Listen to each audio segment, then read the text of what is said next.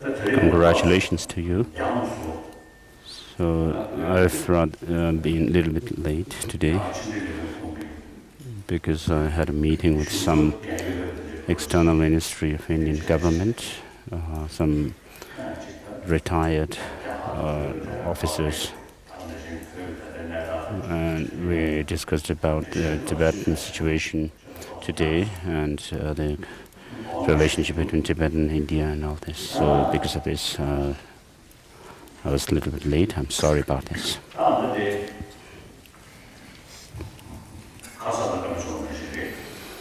As we discussed yesterday, I said we have to become 21st century Buddhists. So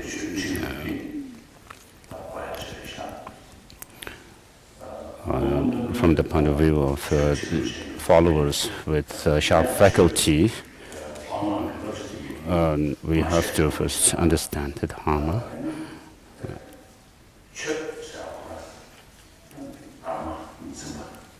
So the very term Chu in Tibetan, or Dharma in Sanskrit, means to protect us. So the understanding of emptiness, or the understanding or view of interdependence, which is unique to Buddhism. No other religious tradition or other traditions have this view. And this view of interdependence is something which is a fact and reality. So you don't have to rely on mere faith, but anybody can understand that things arise or come about through dependence on other factors.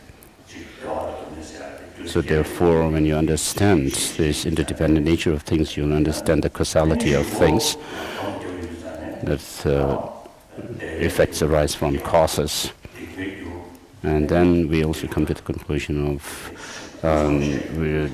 understanding or the practice of taking up the causes which bring about happiness and avoiding or overcoming the causes which bring about suffering.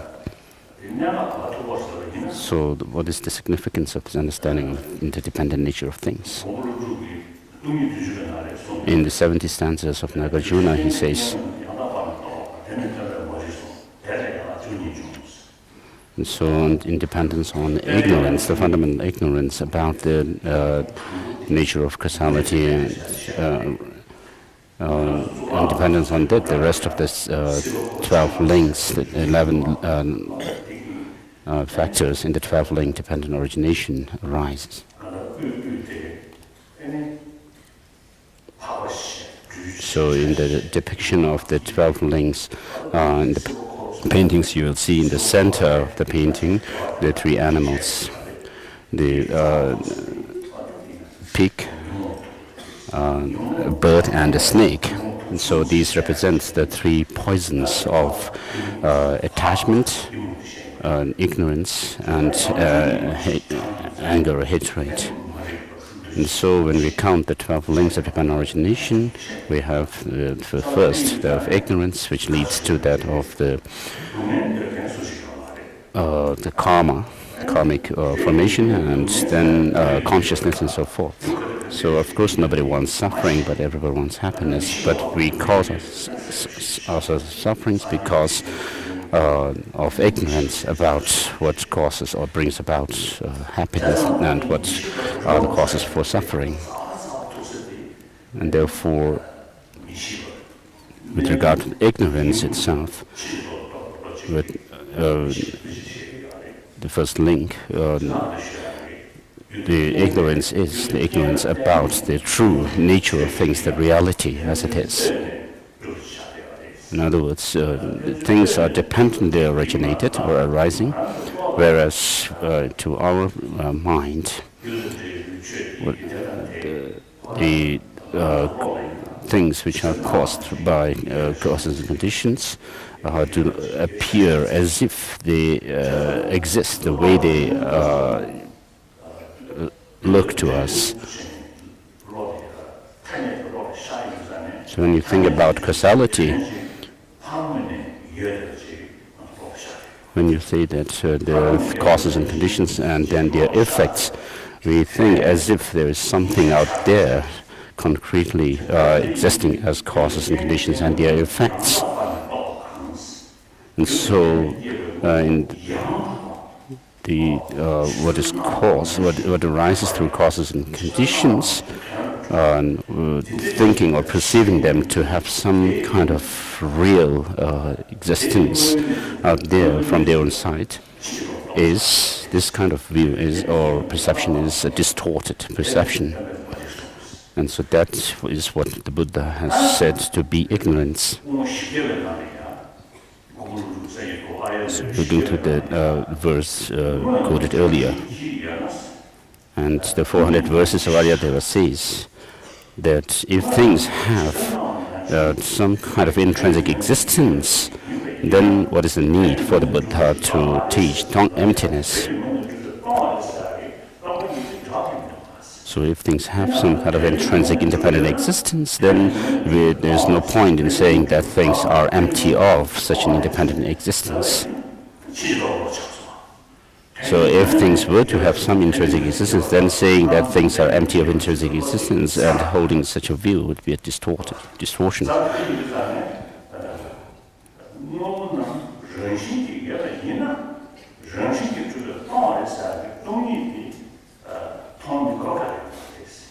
So Arya is saying that if things have some kind of independent existence, then there is no point in talking about emptiness and seeing empty nature of things.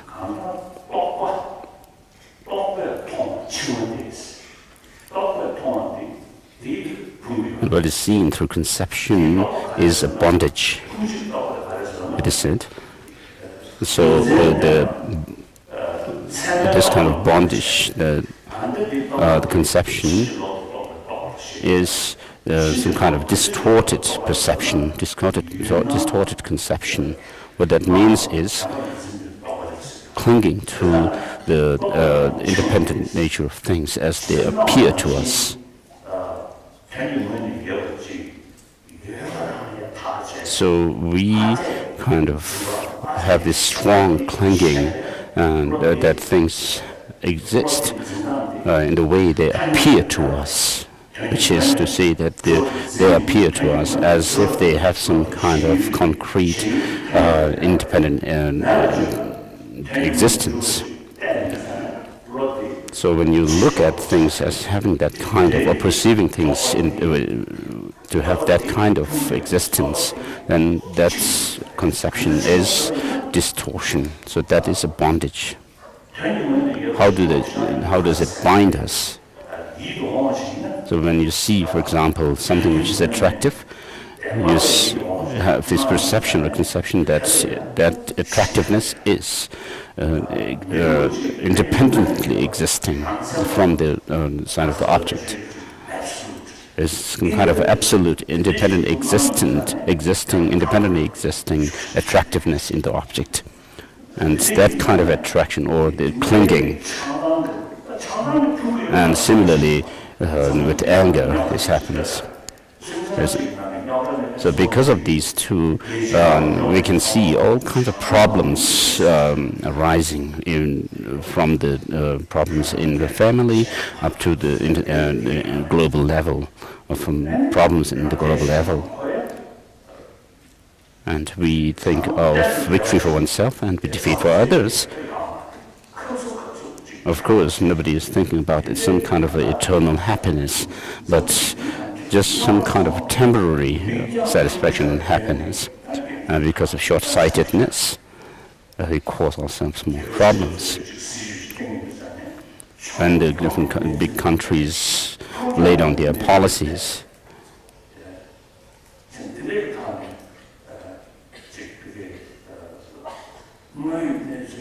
With a broad view and understanding the reality as it is, precisely, correctly, then even the policies are based on such short-sighted views of some long short-term goals without having that broad perspective of things.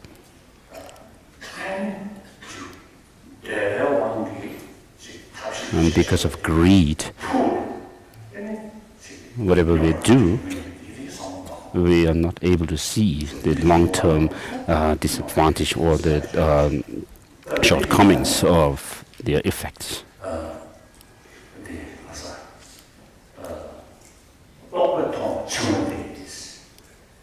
So what is seen through conception is bondage, and that is seized or stopped by understanding the suchness or reality. So our mind, a conceptual mind or thought, perceives as if things have some kind of independent existence. So there is such a way of looking at things, and because of that, the attachment and anger are produced. So therefore, the means to stop such a conceptual thought is to understand that things do not exist in the way they perceive to be by this kind of conception. And therefore you can reduce this kind of attachment or clinging to such an independent way of existence of things. And therefore the 400 verses of Arya says, if things have independent existence, then what is the need to see emptiness? And the conceptual clinging is bondage. And that is overcome by the seeing suchness.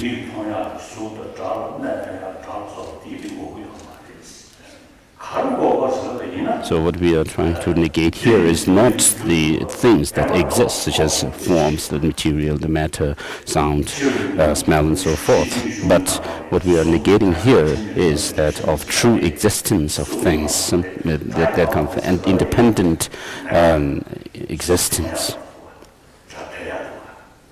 So if we deny the existence of matter and sound and so forth, then it goes against our own experience, because we can see these things, hear the sound and so forth. So if we go against it, is going against our own actual experience. So although the form and sound and so forth do exist, the way they exist is merely by way of designation, merely in name. They do not have any kind of objective existence from their own side. And therefore the purpose of emptiness is to stop that kind of clinging.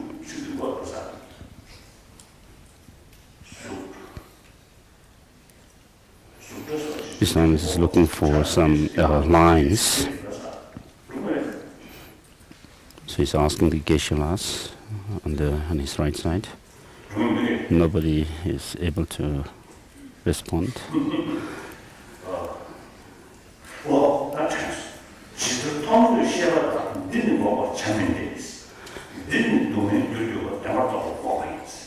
So the form and so forth, the form and sound and so forth are not what we are negating, it, the quotation says.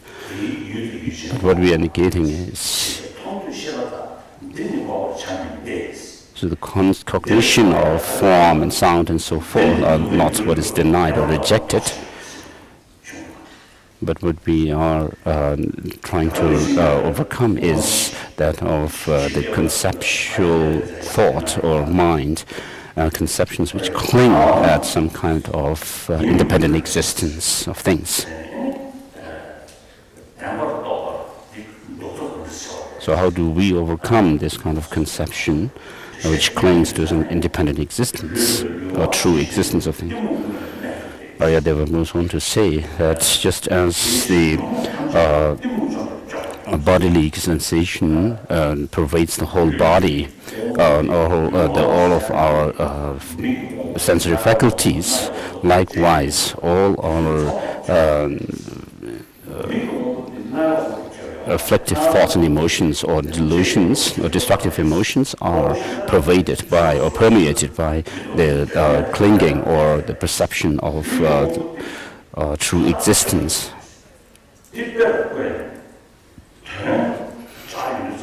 So here he uses the analogy of the bodily sensation pervading all the rest of the sensory faculties.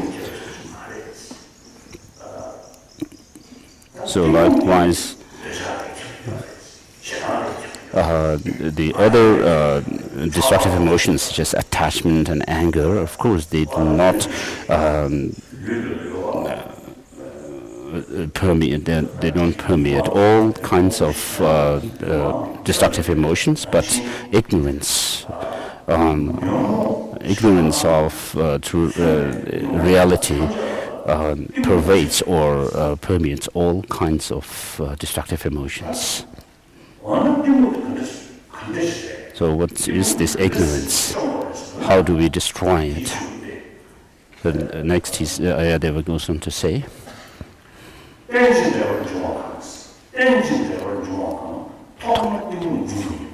if you see that of interdependent nature of things, then this kind of ignorance will not arise.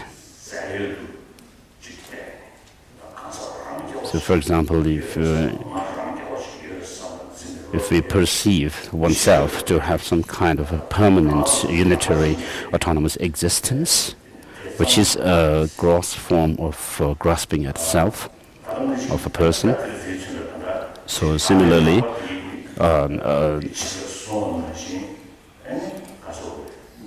there are other gross forms of clinging or to some kind of a soul or independent existent, permanently existent of a person.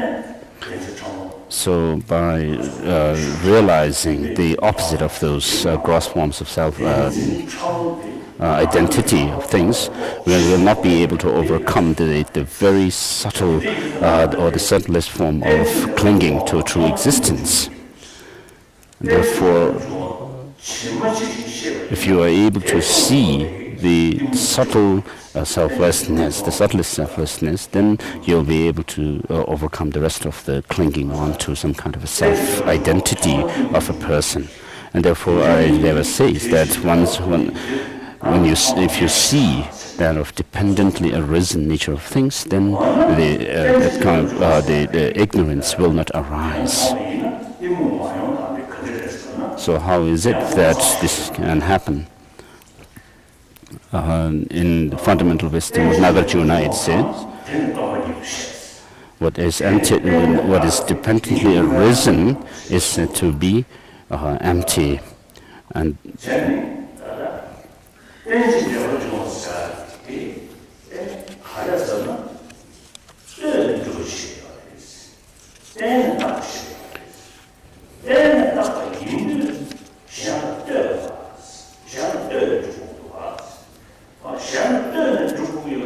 and what is dependently designated, that it's itself said to be the middle way.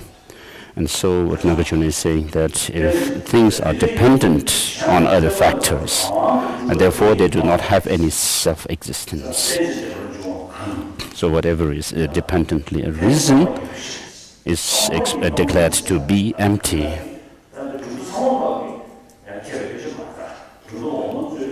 So of course, when we talk about emptiness, do not get the idea that all the different philosophical systems within Buddhism assert this view of emptiness.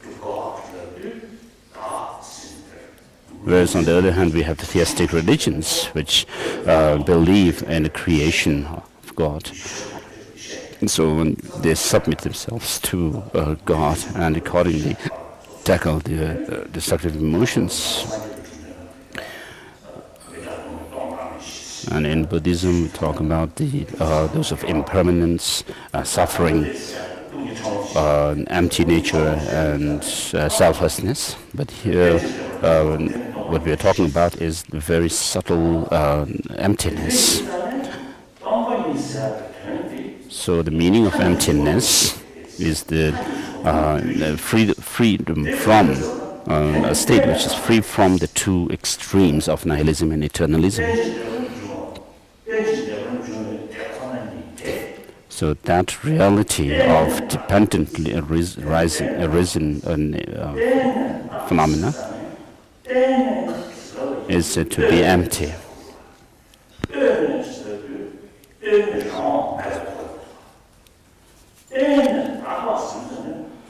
So when we say things arise or come about in dependence on others, it shows that they do not have independent arising.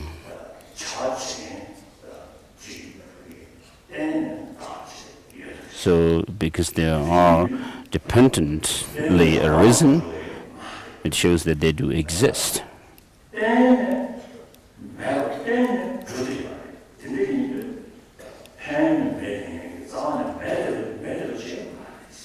So because things are dependent, we can say that they do exist and they have influence or effect on us. We are not talking about something like a horn of a rabbit, which is not existent. So when we say things are empty, we are not talking about nihilism or denying any existence of things. But we do still assert that things exist. So the way they exist is not from their own, in their own right, like an independent existence, but dependently arising or originated. But what happens to us is things appear or look to us as if they have some kind of independent existence. And accordingly, we also cling to such an independent way of existing things. And that because of that clinging, we cause all kinds of problems. And therefore, if you can think about the importance or significance of the understanding of emptiness, and in the second text that we are going to touch, Tsongkhapa says that the main, the primary way how the Buddha helps us is by giving teachings. And mainly here it is the teaching on dependent nature of things. Of all the deeds,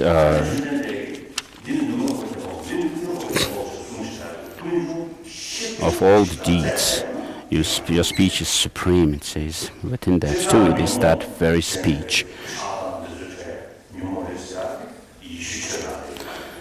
So with regard to our attachment and greed and so forth, being negative, destructive emotions, even the Christians, even Christianity teaches this.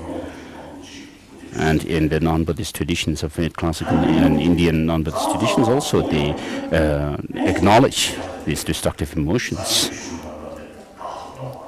But what Buddhism teaches is that all these other destructive emotions arise because of some kind of clinging to some self-identity, independently existing self-identity. Whereas other traditions, other religious traditions do assert some kind of a soul, and on the basis of that, they go about with their practices. So the difference between the demarcation between Buddhist and non-Buddhist traditions is that of rejecting the existence of some kind of independently existing person or not. So Buddhism rejects independently existing self, whereas others do assert some soul or Atman theory.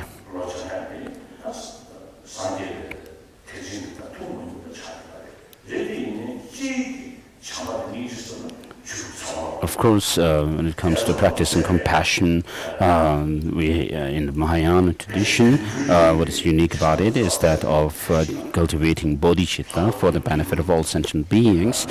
but mere practice or cultivation of love and compassion, kindness, and all these are common to other religious traditions as well.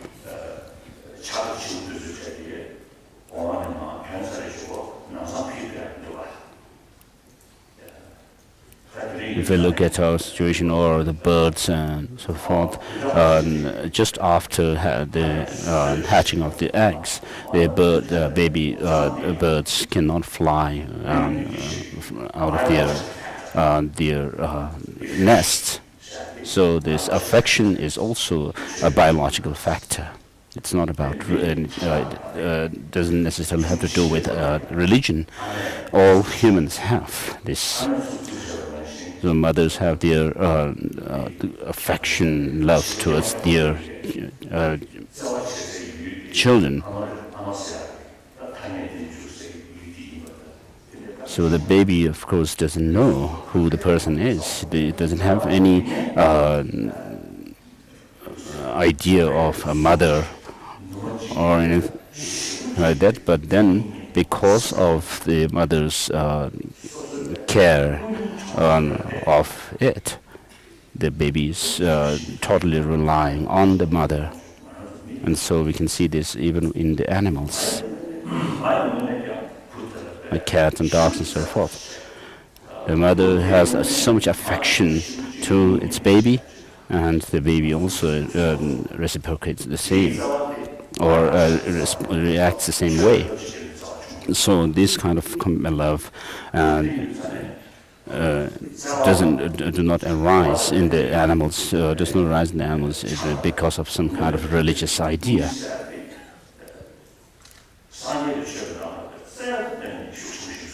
So the cultivation of compassion and by seeing the suffering nature of things is very much emphasized in Buddhism.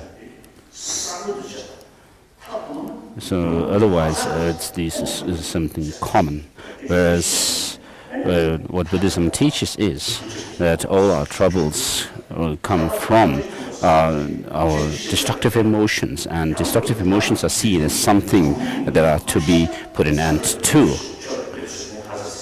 And therefore, we have the understanding or the teaching on nirvana or enlightenment.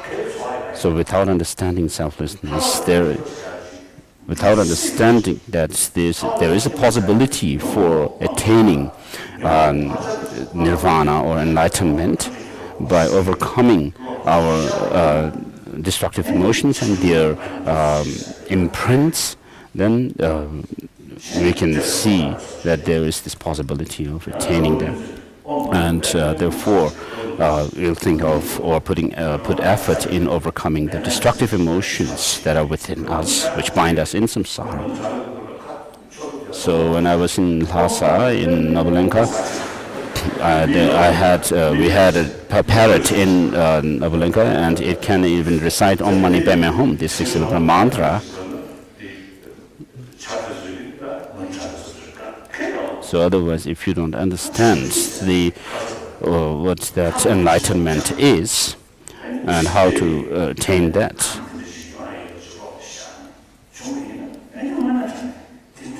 so with regard to enlightenment, if you can understand that we have that kind of a nature or Buddha nature for attaining it, and when we overcome all the defilements that are within our mind stream, that we can attain it. So all sentient beings have Buddha nature, and we are all same in terms of not wanting suffering but wanting happiness. So if we can use our intelligence and see this fact in other animals, just as you don't want suffering, just as you have Buddha nature, you can also cultivate or just wish for others to be to attain thereof enlightenment, and you will also think of being able to do so for others. So of course, when I talk about emptiness, I'm not trying to boast about it, but it's not like a showing off. But since my childhood, I've been thinking about emptiness. when I do some tantric practice, we have to meditate on emptiness, and I also think or reflect on bodhicitta. So over many years, since many years have passed, we have over those many years, I've had some kind of experience. But what I'm stuck with is that of the single-pointed concentration, or shamatha experience.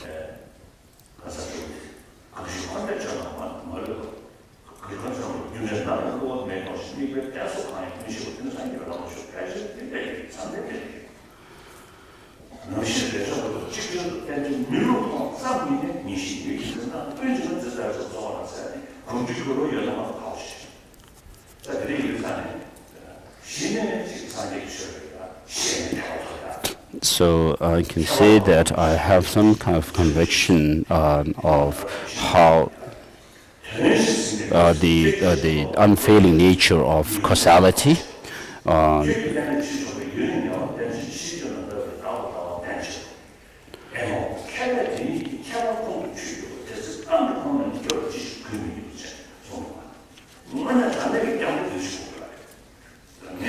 so His Holiness just recited certain verses from Tsongkhapa's text in praise of Tibetan origination, verse number 31, 32, and 33.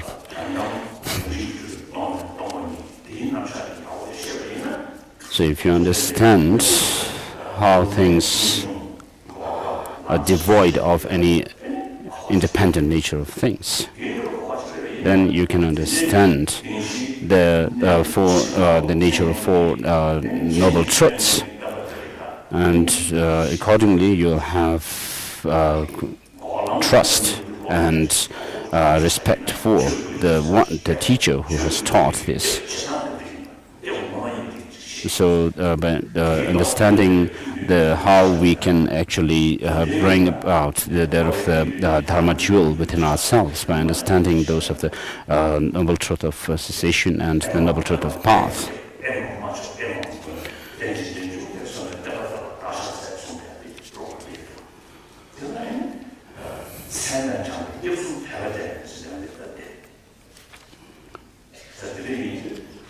And so, Holiness just recite how Lama Tsongkhapa has found the Buddha to be really amazing and wonderful in all this. By understanding the teaching of the Buddha with respect to the dependent nature of things, and on the basis of that, how the Four Noble Truths are taught and so forth.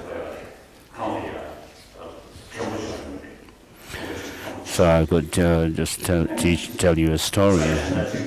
There was it happened in Kham, region of Tibet. So there was an abbot of a monastery, and some people from other village came to see the abbot, and whereas the abbot had gone to another place to give some teaching. And then these visitors saw the attendant of the abbot asking them to have an audience, and the attendant said the abbot went to actually frighten the old men and women in the village.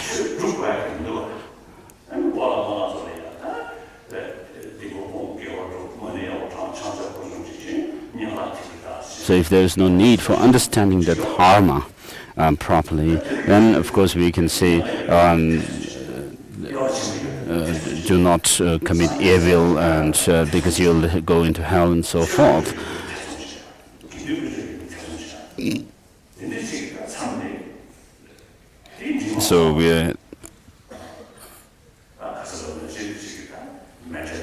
So there are people who are skeptical about the Buddha, Dharma, and Sangha.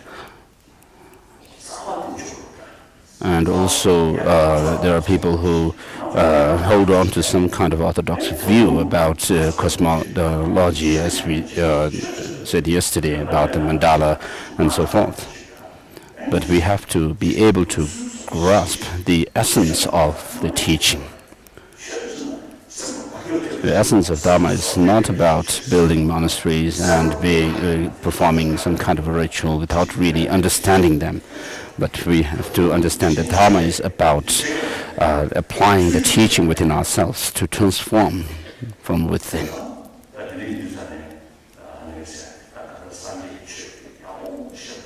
So, in order to understand Buddha Dharma very well, you have to reflect on the teaching on emptiness.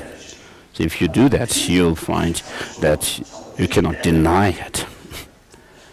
And so you'll slowly gain conviction in the teaching of emptiness. And then you can apply it in your practice.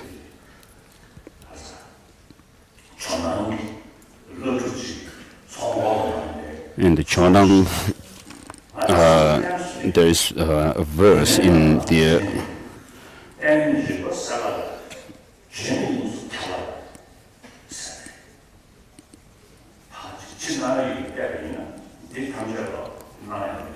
So what this verse is saying is that all things that appear to us are just like illusion, and therefore if you see that, then you will not have clinging or grasping to these. So just as this external world can appear like an illusion, likewise our mind also, although there are many different types of mind, and we can learn about all kinds of the definitions, nature, identity, divisions, and so forth. But they are all like illusion, and you can see the clear or luminous nature of the mind. So whether you look in the outside world, external world, or the world within, this. You cannot point to one thing as being this or that. So when you understand this, then you have the experience of bliss, the great bliss experience.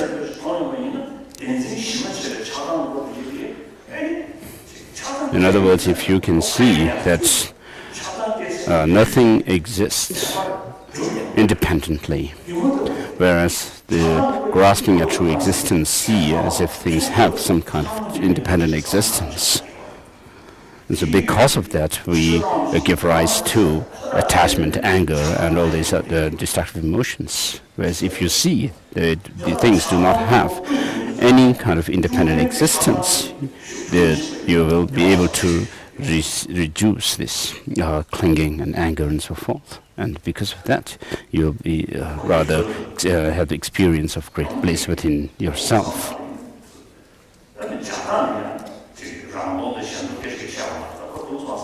So with regard to this verse from the Janang text, you don't have to go through complications of talking about the intrinsic emptiness or extrinsic emptiness or anything like that, but the general meaning, as I have explained. And therefore, the understanding of emptiness, view of emptiness, is something which is very important in the beginning to understand, to get some kind of understanding of the teaching of the Buddha. Because when we talk about the two truths, we establish the reality of things on the ground level. Chuchen Lama Rinpoche says,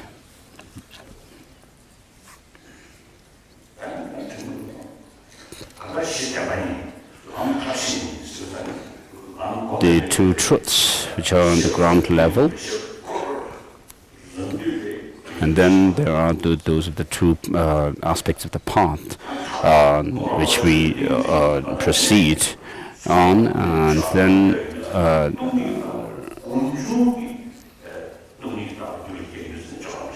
so when you are able to experience emptiness through in a meditative way, then it is said that you enter into the path of preparation. And then as you go along the path higher and higher, you are able to finally overcome all destructive emotions within oneself.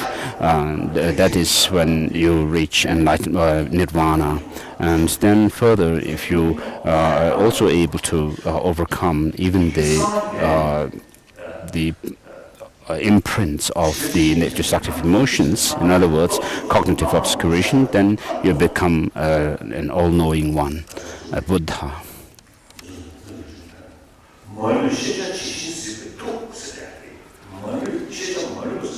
Therefore, the state of Buddhahood is such that where you see all objects of knowledge, everything as they are, precisely.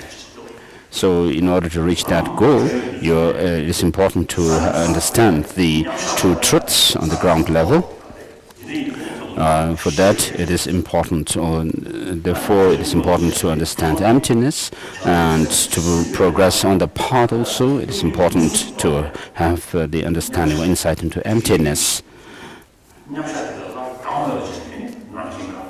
And then you reached finally that of the omniscient state of Buddhahood, in which you are absorbed totally in that of concentration, never wavering from it.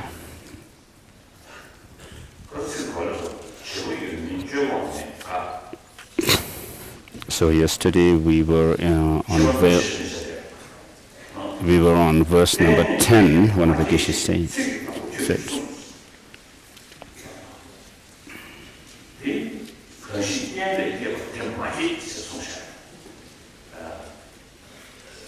So verse number 9, His Holiness has just read. So this verse is shows the same meaning as another verse, which comes from the King of Concentration Sutra. Whatever arises in dependence on conditions is unborn.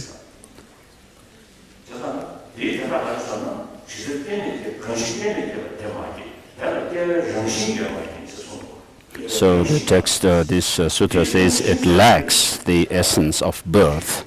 So what these two lines show is that things do arise through causes and conditions, but they are, by saying that they are unborn, what it's saying is that they are unborn because they are devoid of any kind of essential reality of birth.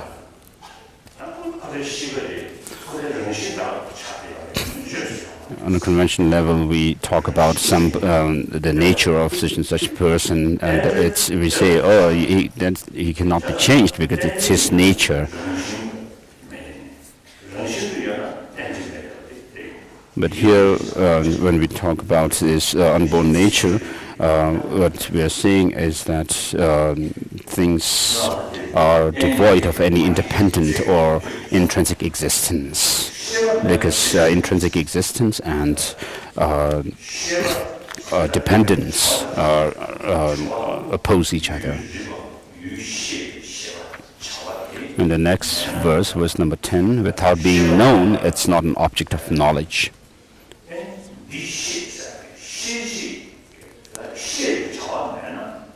Without that, without a consciousness,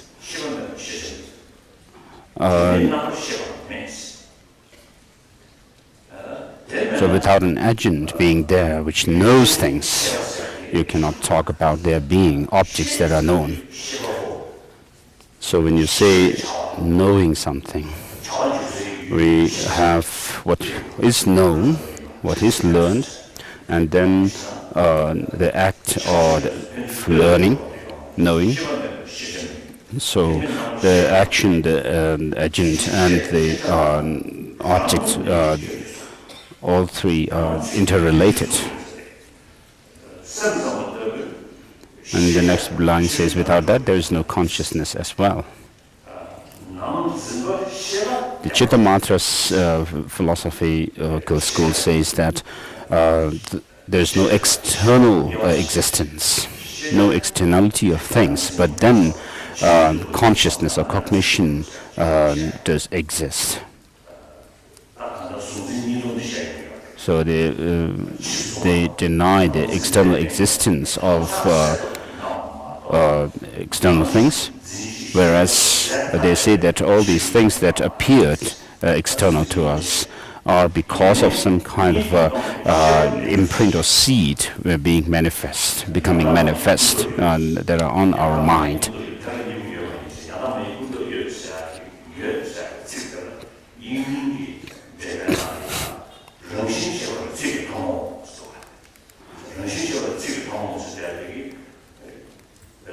So, in one of the Maitreya's texts, it is said that things do not have perfect nature, but there is this rarefying conception.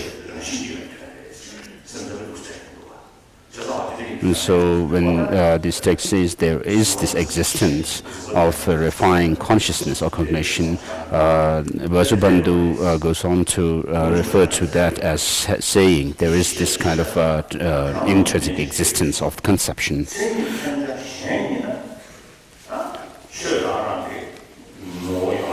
And therefore the known possess no intrinsic reality, you have said. Verse number 11. The characteristic is different from the characterized.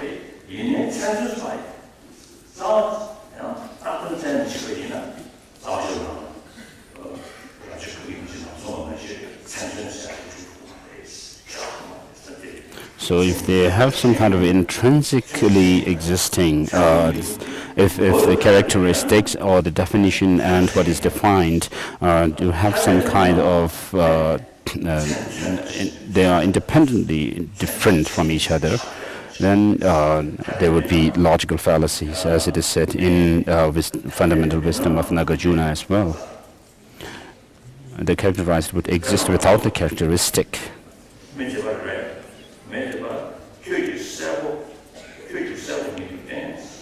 You have clearly stated also that neither exists if they are conceived of as non-different. Verse number 12, devoid of characteristic and the characterized, and free from the utterances of words, with your eyes of perfect gnosis you bring tranquility to the beings. So, if you think that things exist merely in name, then there may be some danger of thinking that we can give any name to anything. If you say, people may bring up this kind of qualm that if things are merely nominal, then there would be the logical fallacy that we can have anything if we can call them certain names. But that is not right. Of course, when we say things are merely nominal, we are not denying the existence of things themselves as such. But what we are denying is the independent existence of the things, which are merely designated. So it is not the case that we can give any name to anything and that we can use any name and that thing, whatever we are trying to refer that name to, can exist.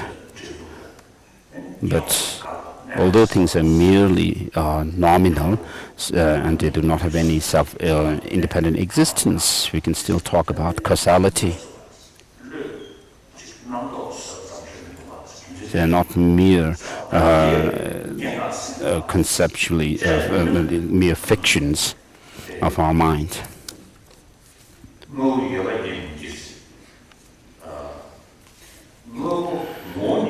Verse number 13, an existent thing does not exist. So if things have some kind of essential existence from their own side, then they cannot, we cannot talk about their arising or giving rise to effects and so forth.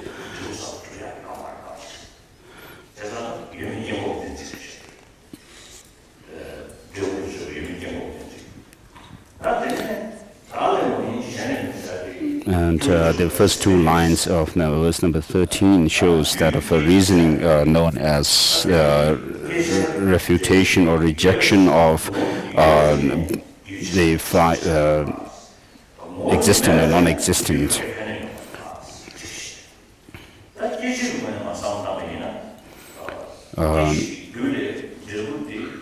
In other words, analyzing that of the product having existence.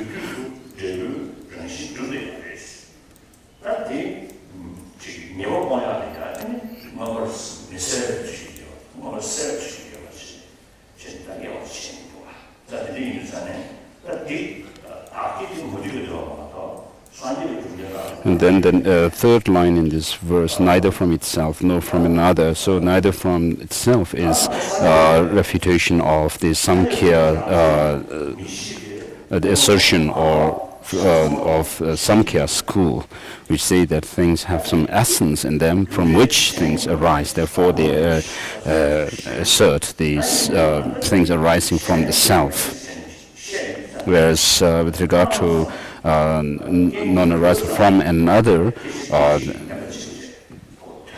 this is a refutation of other schools within Buddhism, which say that there is some kind of intrinsically existing other, and from an intrinsically existing other seed or cause, the intrinsically arising effects can arise. So from within that context, then whatever they assert, they say self and others, they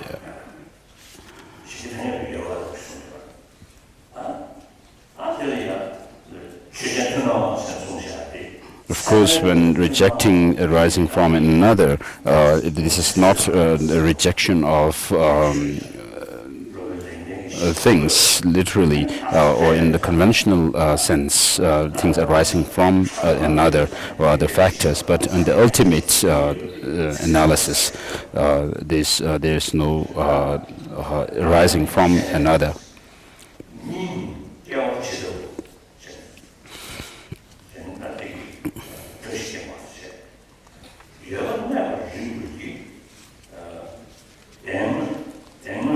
So these next two lines in the verse number 13 is the rejection of what is known as arising or birth. It's called the reasoning of Tetralema.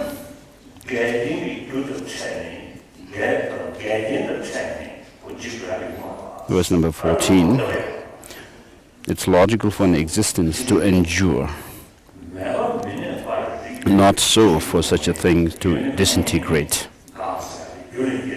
Since it's logical for non-existent not to endure, it cannot come to disintegrate. So these are talking about if things have some kind of existence, independent or existence, then you cannot have any cause or condition that can make it not endure, and so forth.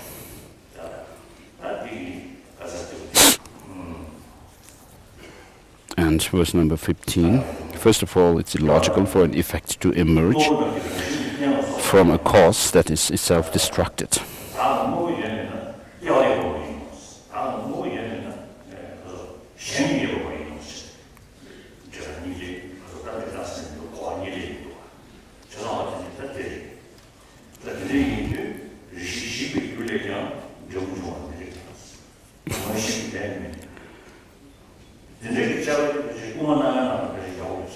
So the analysis that is being done here in verse number 15 is also a similar analysis is found in Kamalashila's Madhyamaka, Lamp of Madhyamaka.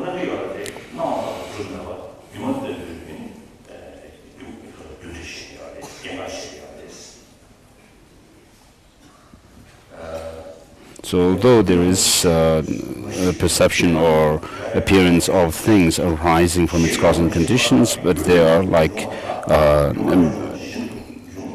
a dream. So verse number 13 shows that. And then verse number 16.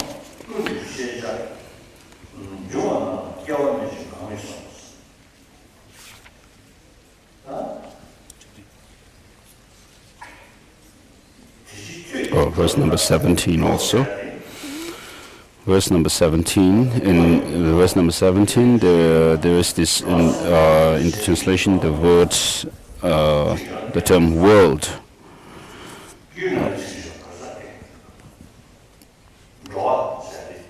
So with regard to this term, which is in Tibetan says do, which means to go, or he's always just thinking, trying to remember some line or from Maitreya's Uttara Tantra. So regarding this, so it means doa means to migrate or to go somewhere. So here this do is translated as world.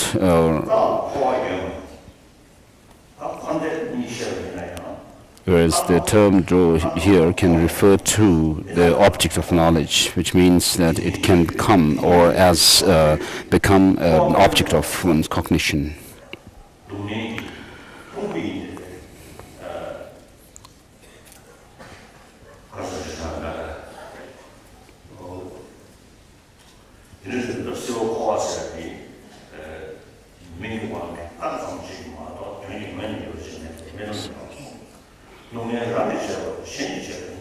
So verse number 18 shows that the samsaric experience is like a dream.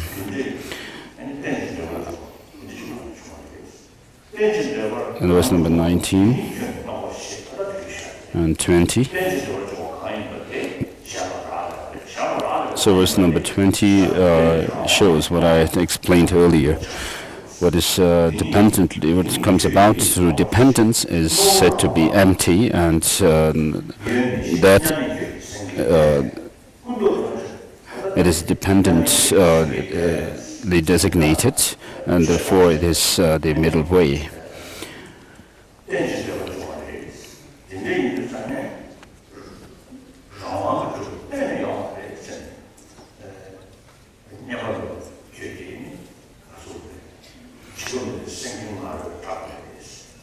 So it shows that the Buddha has stated that, or said that things are merely dependently arisen, and therefore they do not have any independent existence, and therefore you, the peerless, proclaimed this in your lion's roar.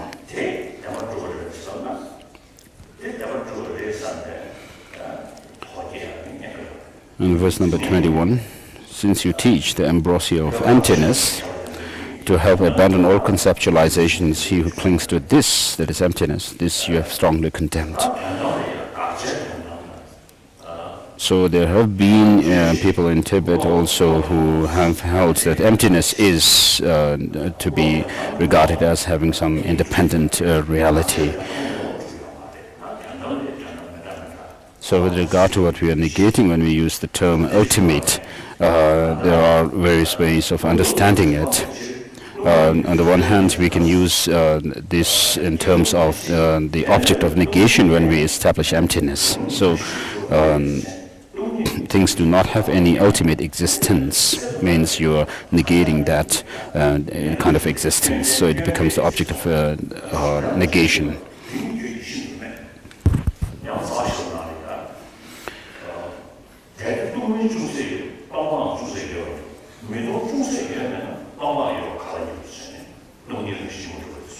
If there were in the fundamental wisdom, it says if there is a slight slight way of things existing without being empty, then there would also be an empty nature of things as well. And so if you hold emptiness to have some kind of intrinsic or independent existence, then that is said to be a view which is difficult to do away with, or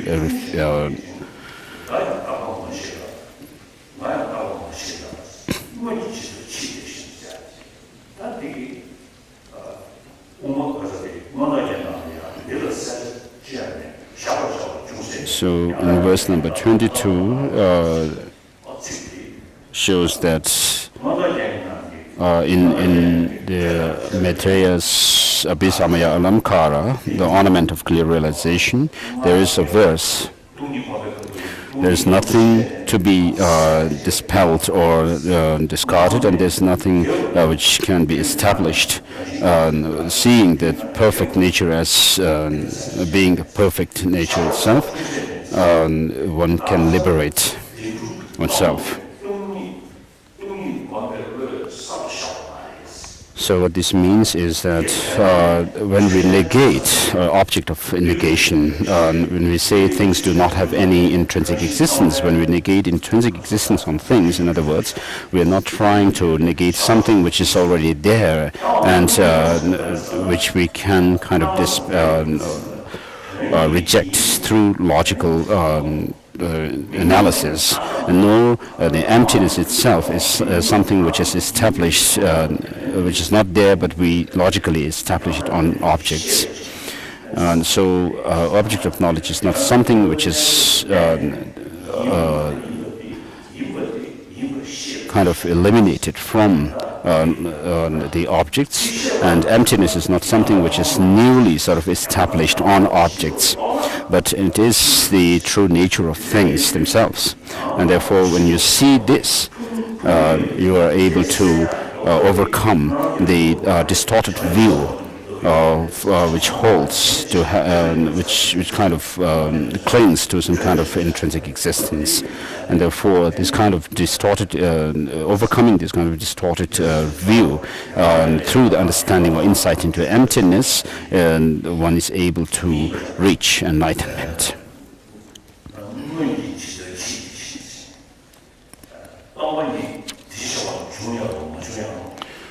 And so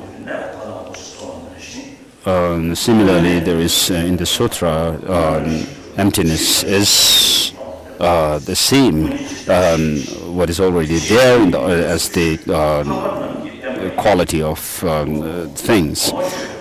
And whether the Buddhas come into the world or not, it doesn't matter. The reality of things, which is that of emptiness, will remain to be the reality of things.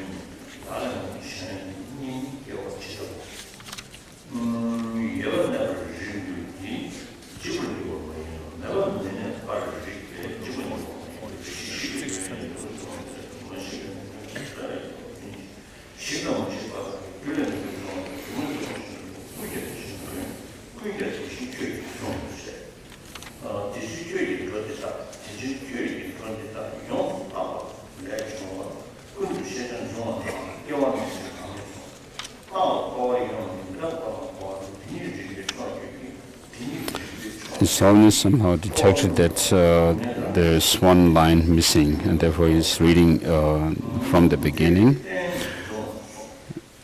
He started reading from the beginning of the text.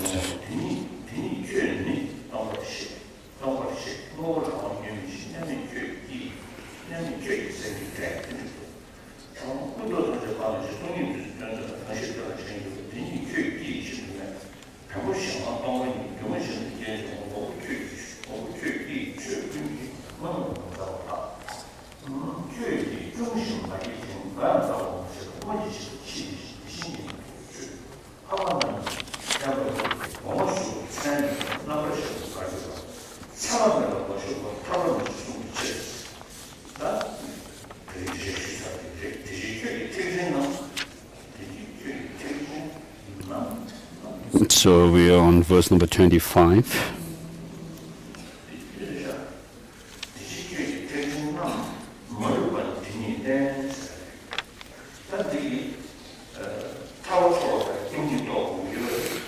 So this verse shows that in order to reach, we have to understand or gain the insight into emptiness in order to attain nirvana.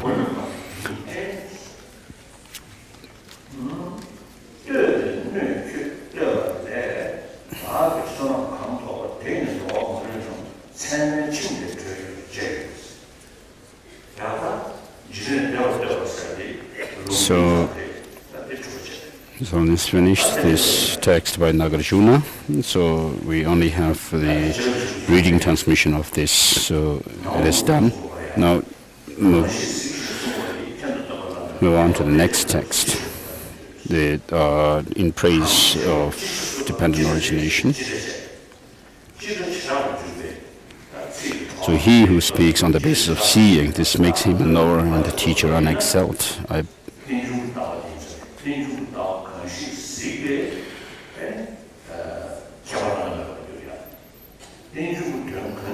So one who sees the nature of dependent origination makes him an unexcelled knower, and one is able to teach that, just as he has seen it, makes him the unexcelled teacher.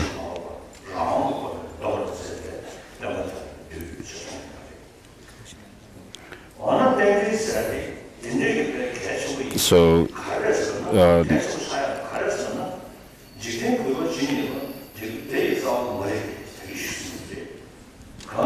verse number 2, whatever degenerations there are in the world, the root of all these is ignorance. You taught that it is dependent origination, the seeing of which will undo this ignorance. So the difference between samsara, the unenlightened existence, and nirvana, or liberation, is made on the basis of whether you see that of the nature of dependent origination or not. So ignorance cannot be overcome merely through recitation of mantras or prayers and so forth, but by understanding the dependent nature of things. And so you have to put effort in studying them, and then reflecting on the meaning, and then finally applying this in your understanding in meditation. And through that, gradually, eventually you'll be able to uproot ignorance. So the final reason, the ultimate reason to establish that there is the possibility of nirvana and enlightenment or Buddhahood or omniscient nature is the reasoning of dependent origination.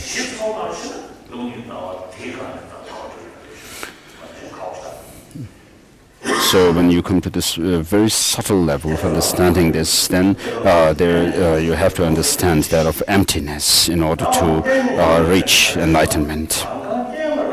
Of course, there may be other reasons, but the ultimate reason is this one. So it says, this verse number 4, this being so, who will find, O Savior, a more wonderful way to praise you than to praise you for having taught this origination through dependence. So all these phenomena around us have come about through causes and conditions. So this is said to be a great wisdom that Lama Tsongkhapa is saying, the great wisdom that the Buddha has shared with us. Whatever, verse number 5, whatsoever depends on conditions, that is devoid of intrinsic existence.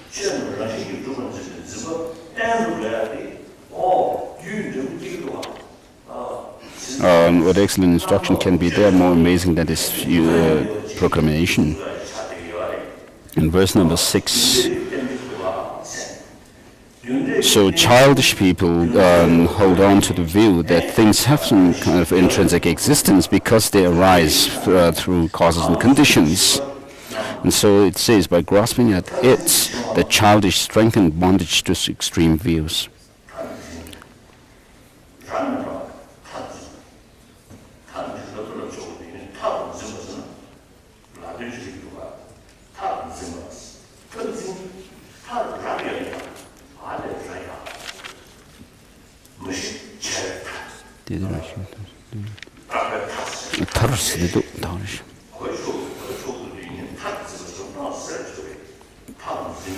So His Holiness is just trying to correct the Tibetan text, which refers to this extreme view. So there's a need for adding a grammatical particle there. Rather than saying tazin, it should be tarzin with a ra. For the wise, this very fact is the doorway to cut free from the net of elaborations.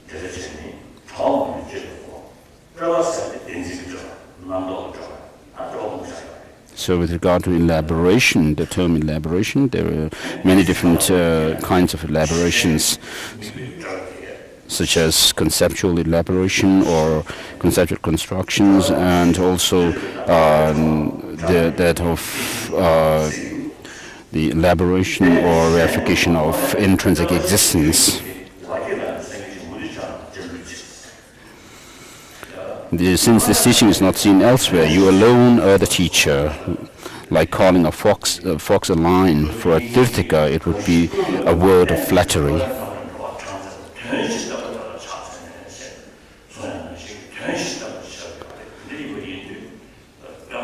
So the Buddha is someone who has given the teaching about reality of things as they are, and in order to liberate sentient beings from the swamp of samsara.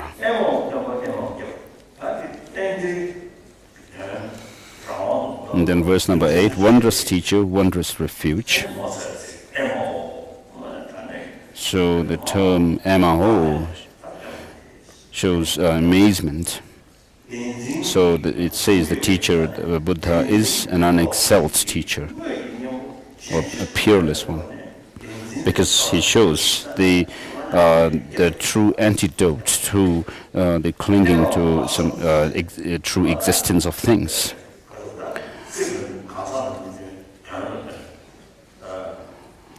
And true speaker, as we say, do not rely on the person but this teaching. So this reality or the suchness of the independent nature of things is the best kind of teaching, and therefore the Buddha is the wondrous teacher. And so understanding the nature of interdependent nature of things, you try to avoid the negative actions, thereby leading oneself to higher rebirths. And so thinking about the interdependent nature of things in terms of causality, and thinking about will lead you to have higher rebirth because of avoiding those of the 10 non-virtuous actions and practicing the 10 virtuous actions, and understanding the interdependent nature of things in terms of how things are merely nominal existent. You overcome all destructive emotions within oneself and reach that of nirvana.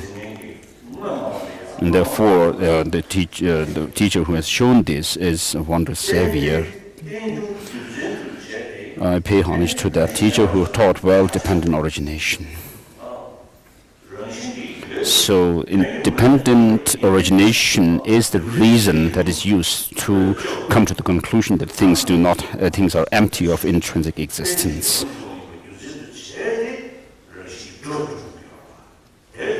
So whereas for ordinary people, the very reason of dependent origination intensifies or their clinging to some kind of independent existence. Even if someone accepts that of causality, law of causality, but then if they still cling to some kind of independent existence of those causality,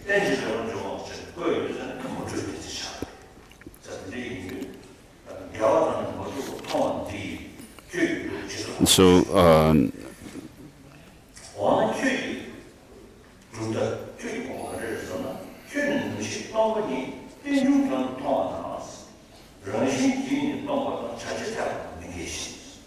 so we are on verse number 11,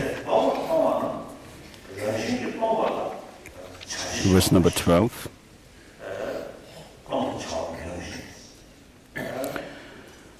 Whereas when one sees the opposite, since there can be no function in emptiness, nor emptiness in what has functions, one falls into the dreadful abyss you maintain.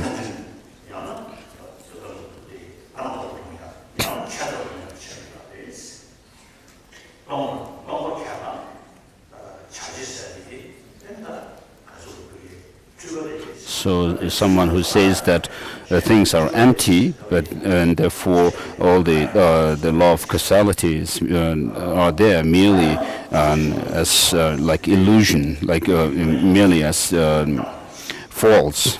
Then if you think like that, then the understanding of emptiness leads you to fall into the abyss of nihilism.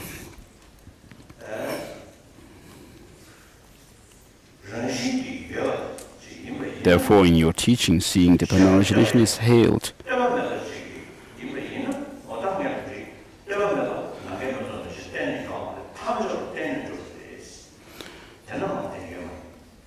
So verse number 14.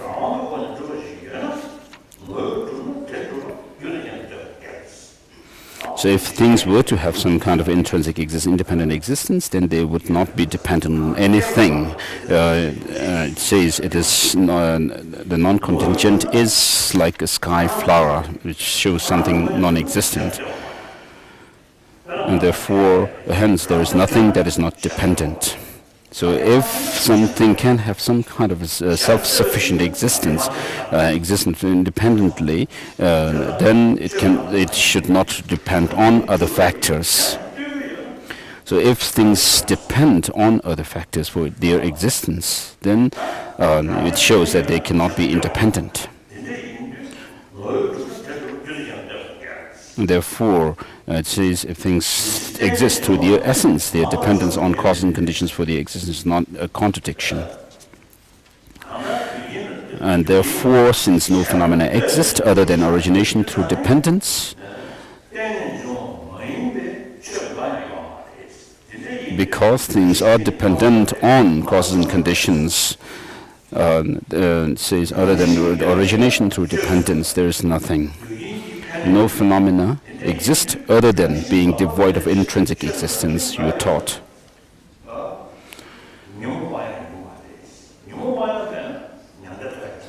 And then verse number 16, because intrinsic nature cannot be negated.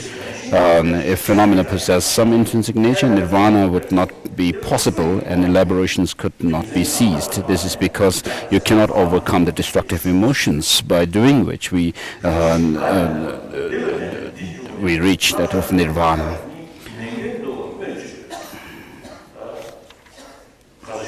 Therefore, who could challenge you? You who proclaim with lion's roar in the assembly of learned ones repeatedly that everything is utterly free of intrinsic nature.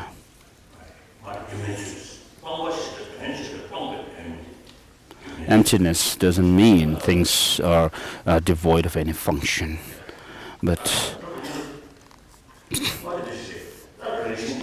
that things are like illusion. That there is no intrinsic existence at all, and that all functions as this arising independent on that, what need is there to say that these two converge without conflict?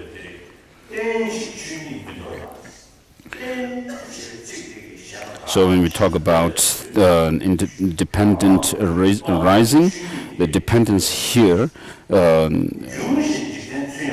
does not exclude that of the reality of emptiness, whereas the origination doesn't negate that of the conventional existence of things. In other words, that things do function in the conventional level. So the different reasonings that we can use to establish emptiness, such as the diamond splinter reasoning and so forth, will not give us the insight into, although they can give us insight into emptiness, they not so much can give us the insight into the conventional reality of things. Whereas this whereas the reasoning of dependent arising or dependent origination can give us both insights into emptiness as well as the conventional nature of things.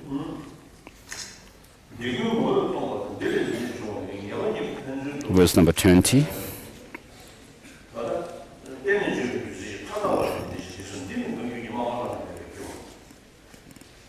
Oh, verse number 19, sorry.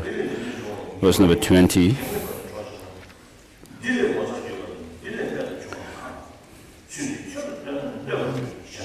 Verse number 21.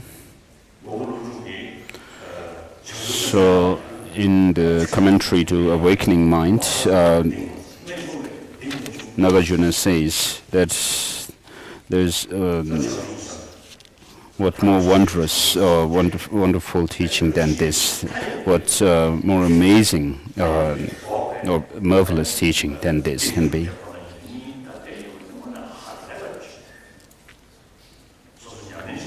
So these teachings on bodhicitta, the altruistic intention to become a Buddha for the benefit of all sentient beings, and teaching on emptiness are really marvelous. Of course, if you really give thought to them, they're really marvelous. And we, of course, need the preliminary practices that lead to these experiences. Verse number 22, being enslaved by ignorance, those who fiercely oppose you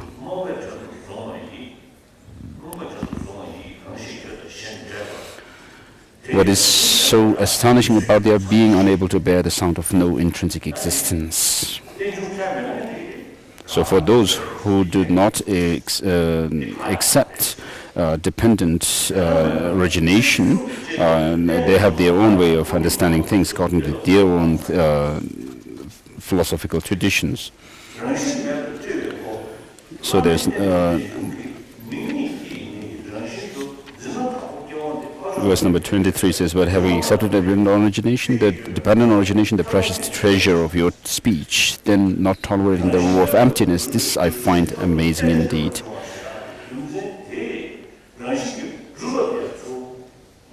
So verse number 24, if you use this reasoning of dependent origination to try to prove that things have intrinsic existence, then the primary reason to prove that things do not have any intrinsic existence is rather being rejected.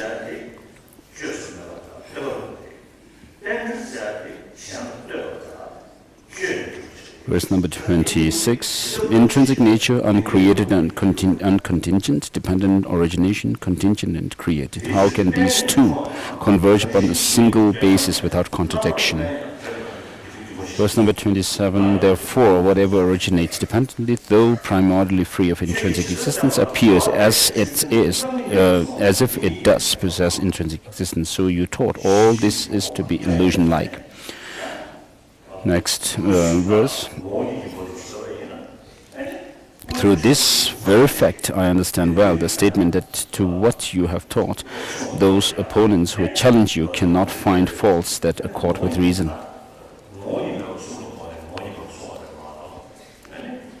So there are those who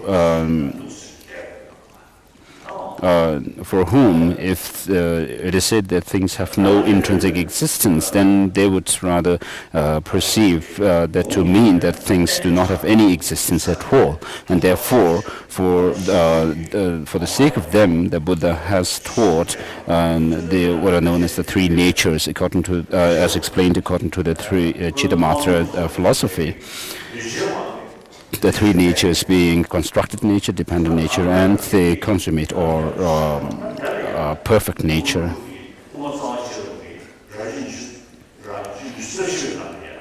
In the 24th chapter of Fundamental Wisdom, Nagarjuna says, first of all, 24th chapter of Nagarjuna's Fundamental Wisdom, he says, first of all, he sets up the position of the Buddhist essentialists, and he says, then when he answers them, he says that they have not understood the purpose of the teaching of emptiness.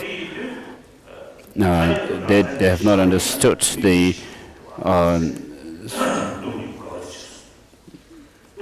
so he goes on to explain the purpose of teaching on emptiness and the nature of emptiness and the meaning of emptiness.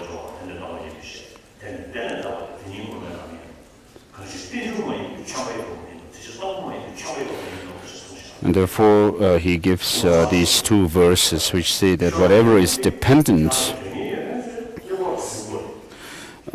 whatever is dependently arisen is said to be declared to be empty, and that being dependent designation, it itself, that of empty, the middle way. There is nothing which is not dependent, and therefore there is nothing which is not empty.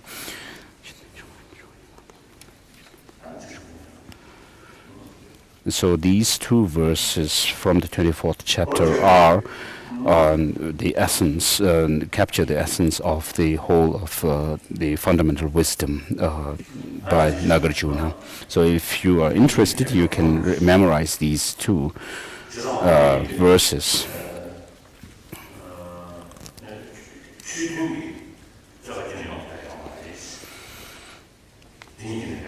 And so verse number 28 says, through that very fact I understand well the statement that to what you have taught, those opponents who challenge you cannot find faults that accord with reason. Why is this so? Because by declaring these chances of deification and denigration towards things seen and unseen are made remote.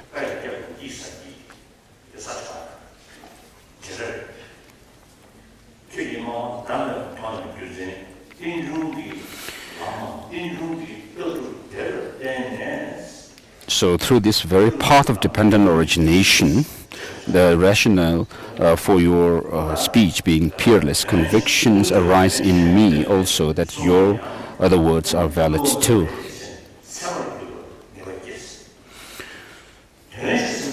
So what this shows is that the teaching of the Buddha on dependent origination, because of this, your teaching becomes something which is non-deceptive.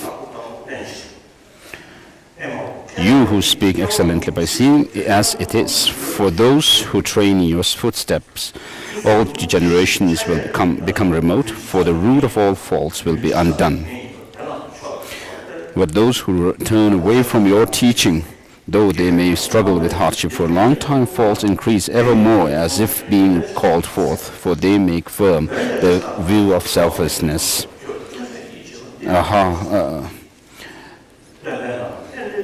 When the wise comprehend the differences between these two, why would they not at that point revere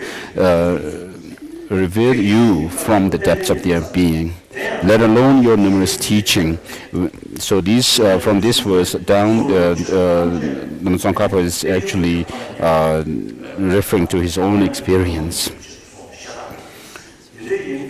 Let alone your numerous teaching, even in the meaning of small part, those who find a settlement in a cursory way, this brings supreme bliss to them as well. Alas, my mind was defeated by ignorance, and so forth.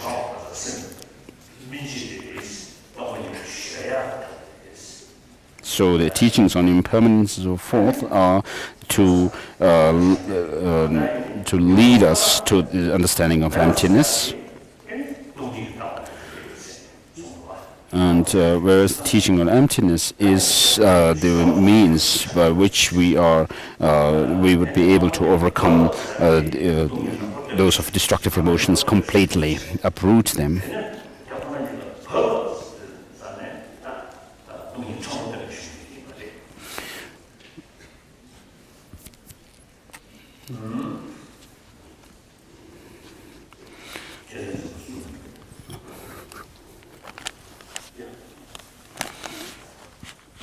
So the teachings on gross level of selflessness are the ones which make us approach those of the the emptiness and or the final reality of things, and teaching on emptiness itself is the one which actually bring us to that goal.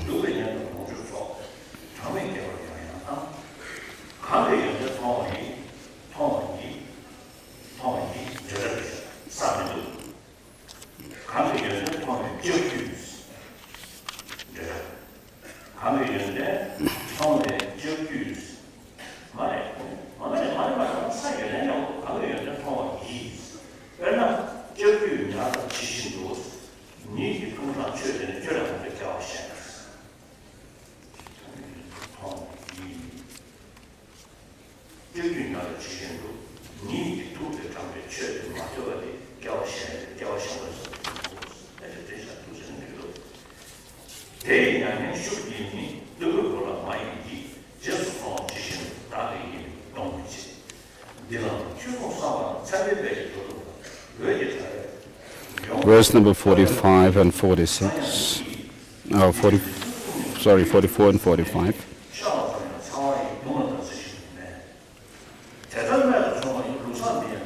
46. This excellent system, most marvelous, some individuals who are not so learned have entangled it in utter confusion, just like the tangled Belvazar grass. So the Belvazar grass is something which always grow entangled with each other. Verse number 47, seeing this situation, I strove with a multitude of efforts to follow after the learned ones and sought your intention again and again.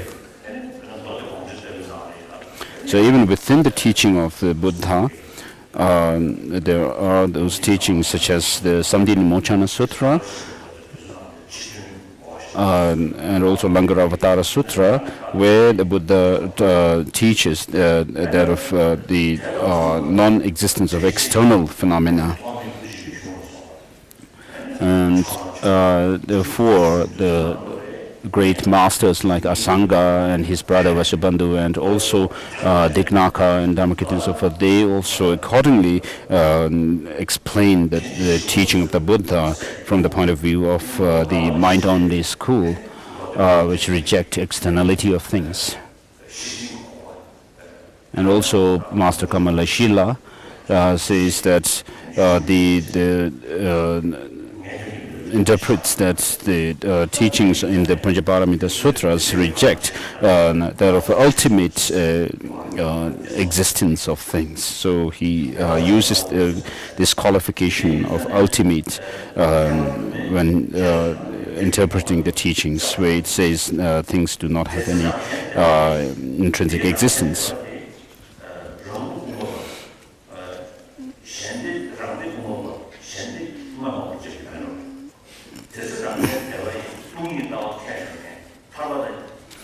And verse 47, it says, to follow after the learned ones and sought, seeing this as... So...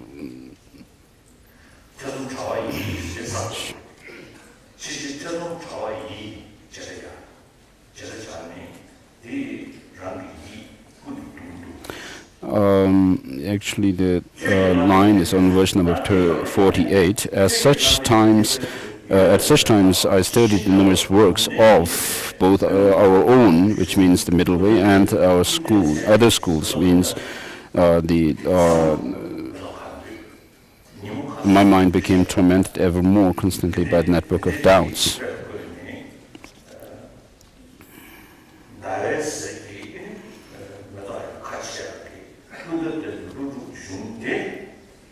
And the night lily grove of Nagarjuna's treatise, Nagarjuna, whom you prophesied, would unravel your unexalted vehicle as it is, shunning extremes of existence and non-existence.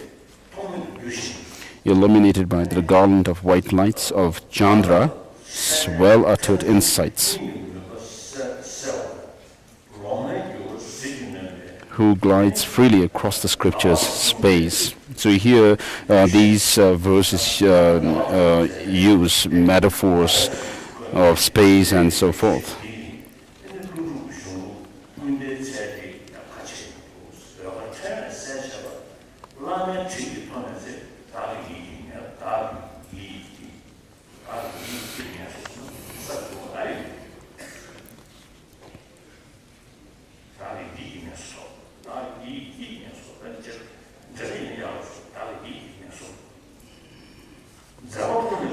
who dispels the darkness of extremist hearts and outshines the constellations of false speakers. When through my teacher's kindness I saw this, my mind found at rest, a rest at last. Of all your deeds, your speech is supreme. Within that too, it is this very speech. So the wise should remember the Buddha through this teaching of dependent origination. So, as I explained earlier, we have the three objects of refuge, the Buddha, Dharma, and Sangha, because of the Buddhism being very prevalent in Tibet, in terms of the Tantra. Therefore, we also have in our refuge verse, I take refuge in the Lama. Of course, the Lama can be an ordinary person who is on the Arya path, or who is a Buddha, and even a person who may be just an ordinary person. But in order for the blessings of the three jewels, the Buddha, Dharma, and Sangha, to enter you, you have to have someone who introduces you to the Dharma, who has the experience of it. So, of course, the time of the Buddha, people saw the Buddha himself.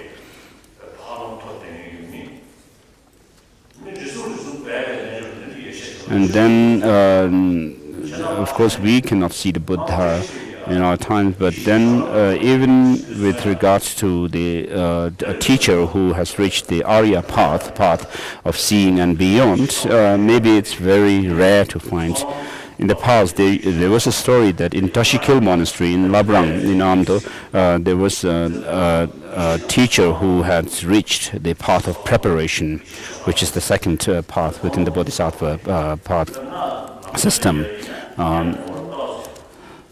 Otherwise, amongst the thousands of monks and scholars in our monastic institutions, perhaps it's very rare for us to find. So, of course, it's based on some tantric practice of visualizations and using the internal energies of the subtle drops and wind energy and so forth. There are people who are able to bring about the experience or insight into emptiness and so forth. But otherwise, we have, it's very rare to find. So, with regard to a Lama, there's someone who has experience after following the teaching himself.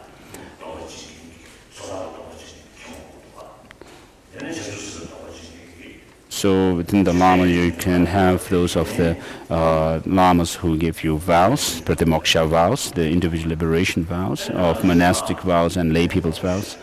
And then there are those of the Bodhisattva vows, and then the Bodhisattva vows and the Lamas who can give tantric vows. And therefore, you have the line, I take refuge in the Lama. But of course, the best qualified Lamas would be those who have reached enlightenment, or those who are on a high level of realization in the path. Whereas for us ordinary beings, in our view, we can even have Lamas who can help us according to our own understanding.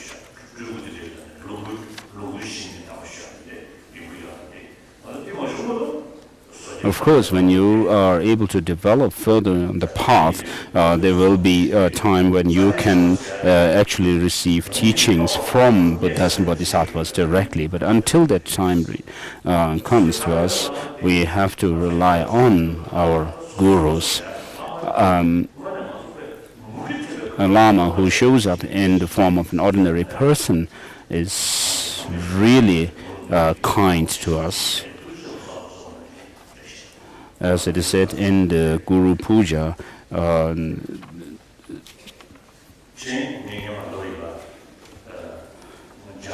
the countless Buddhas who have appeared have not been able to tame us, and so forth.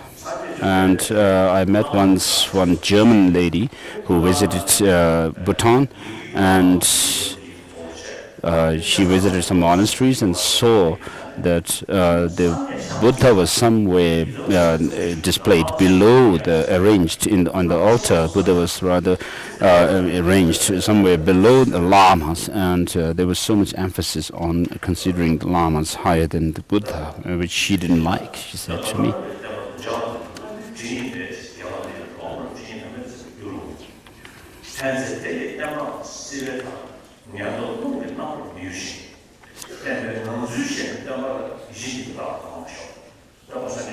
So verse number 55, first two lines. So having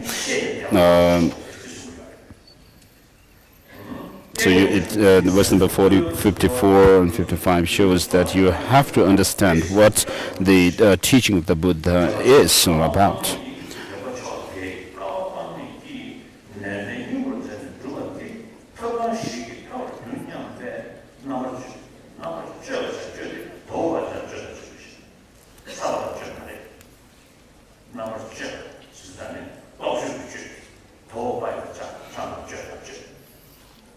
So he's almost correcting the Tibetan text that is published. When it comes to the line of verse number 57, line number 2, it should be the word here should be the word for analyzing.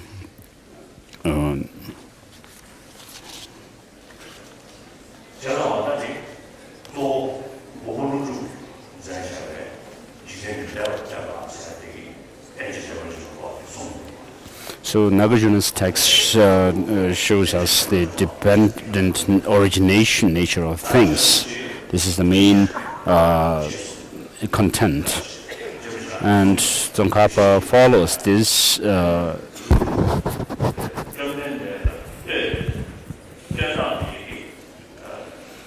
And Tsongkhapa himself has said in his text that most of the praises that the Nagarjuna has written to the Buddha are use the teaching of dependent origination as the leverage for praising the Buddha.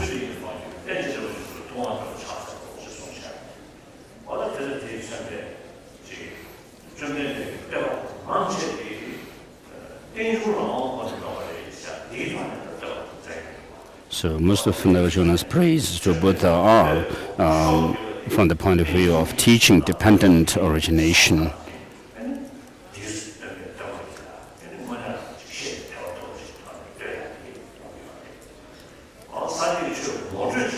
So we should also follow the same trend, and also to introduce Buddhism, it should be done on the basis of teaching on dependent origination. So if you wish to become a follower of Buddha using reasoning, based on reasoning, then you have to understand this dependent origination of things.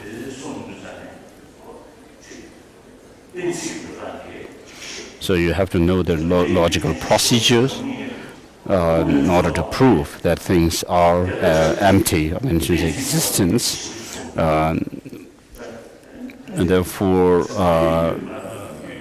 Master Chandarakshita uses logic a lot in his Madhyamaka text.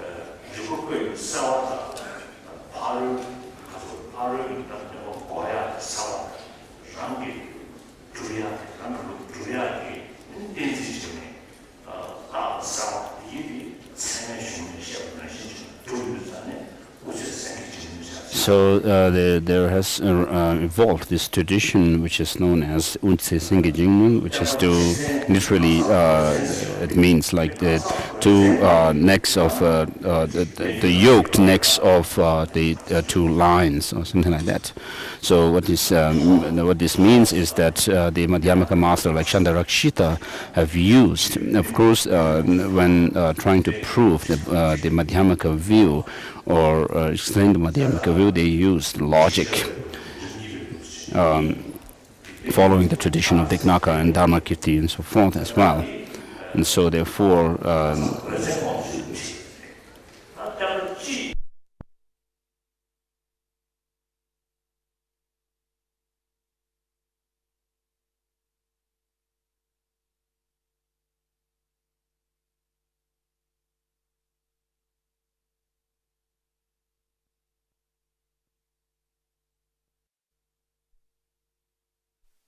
we have to be able to make a distinction between the general presentation of the Dharma and the presentation of Dharma for specific disciples.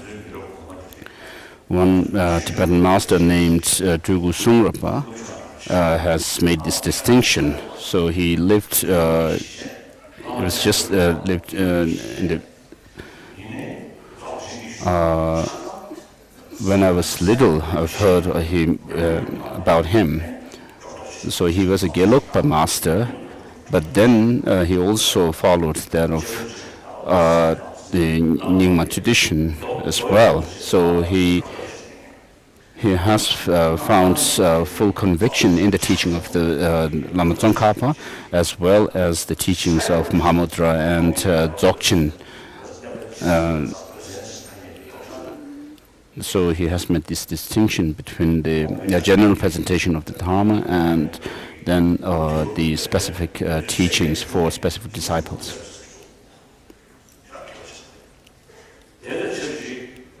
So he was, the Drugu Sungrapa lived during the time of the 13th Dalai Lama. And then similarly, the Rupten Vinyima's student, Drugu Tsulu, he was a Nyingma follower of Nyingma tradition. But then he also studied the Gelug text, like his master, the Rupten Nyingma. So he also understood the teaching of the tradition which comes from the tradition of Lama Tsongkhapa very well, perfectly.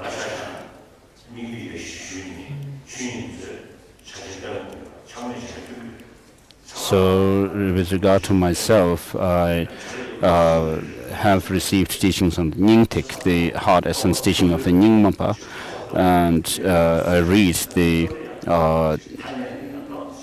treasury of reality of phenomena, Chuingzi. Of course, there are certain texts like that which are meant for really highly developed practitioners.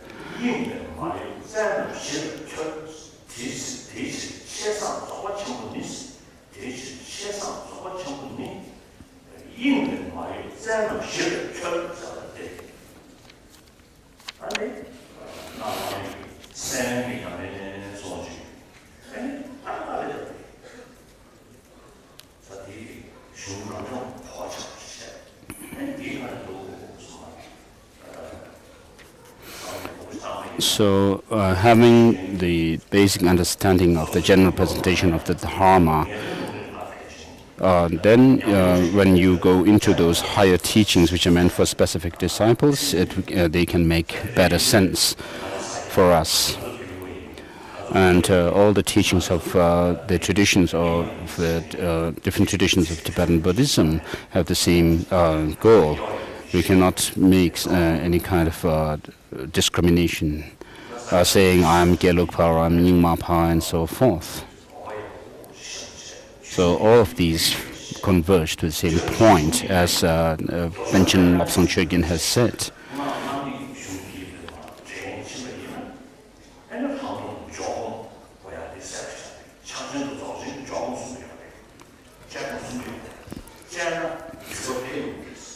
So with regard to meditation again, in the the Mahamudra and Dzogchen high-level practices, then they focus only on the single-pointed concentration. And this is the same in the Geluk system as well.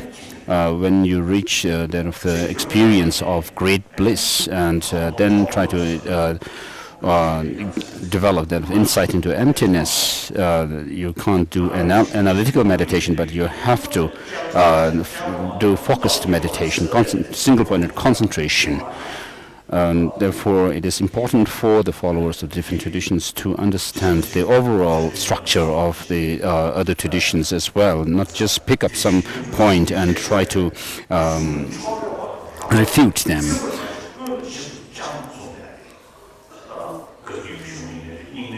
So Lama Tsongkhapa has said that one should not just stay contented with just a partial understanding of the teaching of the Buddha, but one has to actually develop the complete understanding of the teaching, the overall structure of the teaching. One should not be contented with partial understanding and just a rough understanding, but you have to engage or learn the entire teaching of the Buddha. And so, of course, this tradition is there in all the different Buddhist traditions of Tibet, Sakya, Nyingma, Gelug, Kagyu, even Pervades. But then there are some people who don't, without understanding the overall structure of each of these different traditions, try to discriminate between among these different teachings, saying that the such and such tradition do not teach the. Saying that one's own tradition is the most profound one and not the others. So, with regard to myself, I practice all these different traditions. So I've received teachings of Dzogchen, all the different categories within the Dzogchen, such as the Semde, Longde, Mengade, and so forth. Of course, I can say, although I do not have a real experience of all these teachings within these categories, but I have understanding through reasoning. To the point that I have the conviction about the truth of these teachings. I have no doubt about it. So I've also received teachings on Lamde, the Sakya from the Sakya in the Sakya tradition,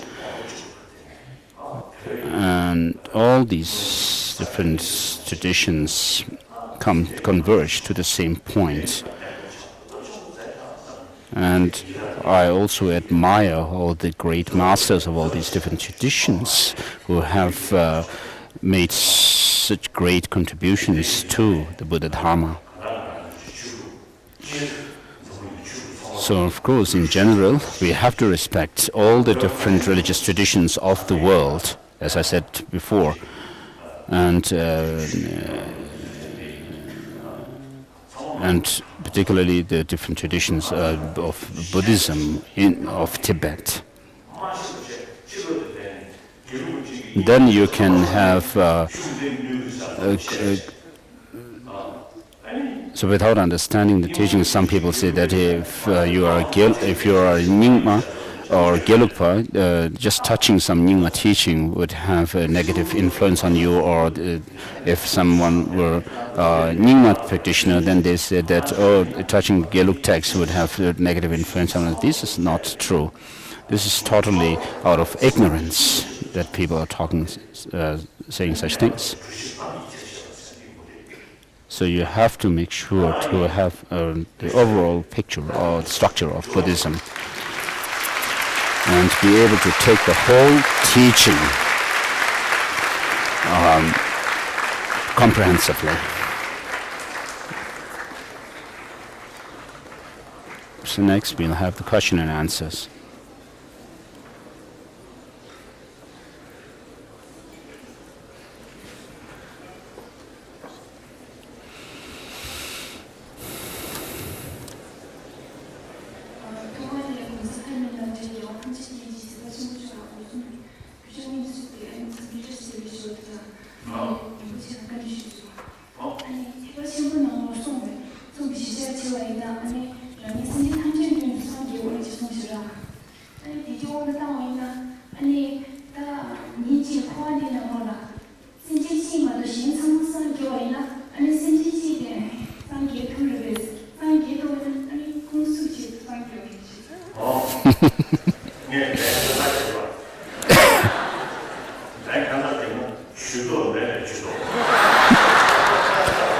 So, to give a strange answer to this question, it's just poking your nose into something that doesn't concern you. So basically,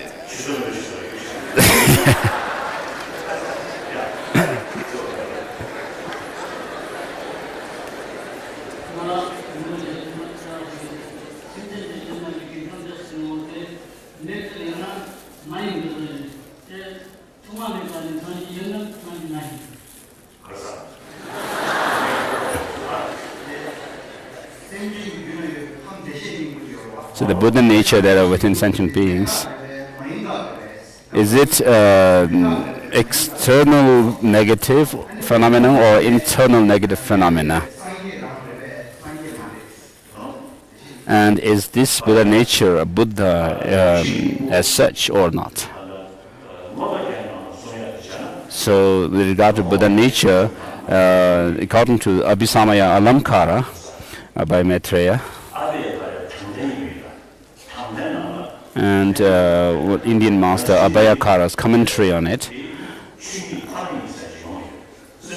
it is said that the Buddha nature is only that of the emptiness of the mind of sentient beings. So from that point of view, then it is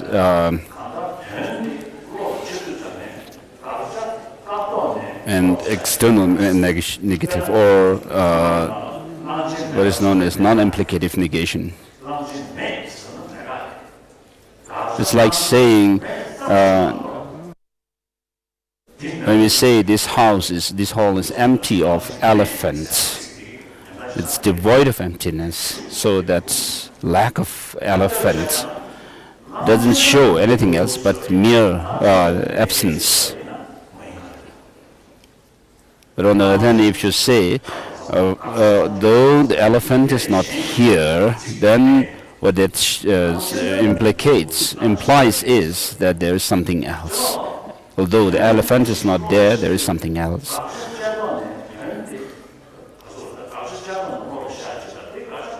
So when we perceive things, there are these different ways of perceiving. On the one hand, you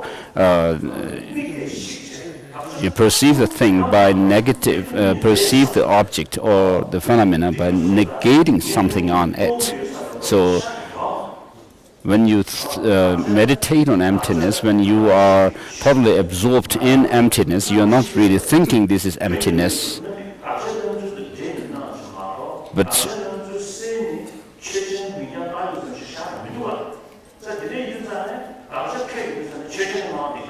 so when you are able to see emptiness, then even the object on which you establish emptiness doesn't appear to your mind.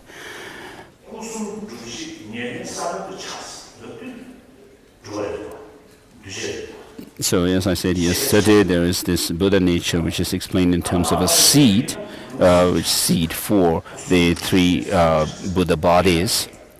So that is what we can call a positive phenomena. So there are different ways of interpreting Buddha nature. Within the context of the Sutrayana, there are these two different ways of positing it. One that is emptiness, and then other the seed for Buddha bodies. But according to the highest Yoga Tantra, it is said that we have the Buddha nature within ourselves, and because of that fact, in certain tradition, it is said that we are Buddha, right? Primordially Buddha. So that means we are all Buddhas right from primordially. So if we are real Buddhas, then why do we have suffering? Why do we need education? Why do we have the sufferings of birth, aging, death, and sickness? And this there is argument, if we have the natural nirvana, as the Buddha nature is sometimes termed, then why is there a need for sentient beings to strive to cultivate the path?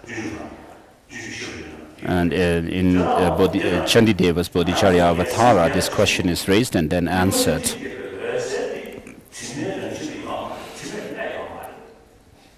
So in the highest Yoga Tantra, the subtlest, the finest mind, which is called the luminous mind, with that in mind, then the primordial Buddhahood is used. That is termed as the primordial Buddha, because that is the ultimate potential for us to become a Buddha.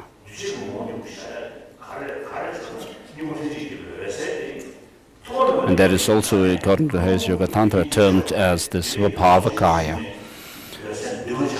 the nature body of a Buddha. So that's the reason why there's a reference to this Buddha nature as being the primordial Buddha.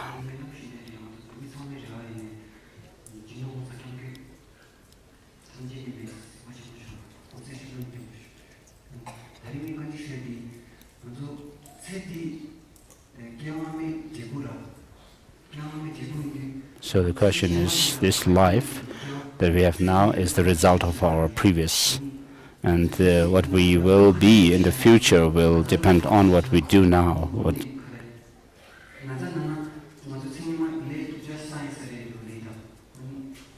And we see that when we become sick, that is referred to as being the product of bad karma, and when we have some good experience in this life, that is referred to as being effect of good karma. Can we change karma? The basic question is. So with regard to karma, there is the karma which gives rise to its effect in the immediate next life. And then there are karmas which give rise to the effects in this very lifetime. So in these karmas may be created in the earlier part of your life, and then the product or the effect or the result is ripens in this very life, in the later part of your life. So we have pains and pleasures accordingly based on such karmas. In Abhidhamma Samuccaya of Asanga,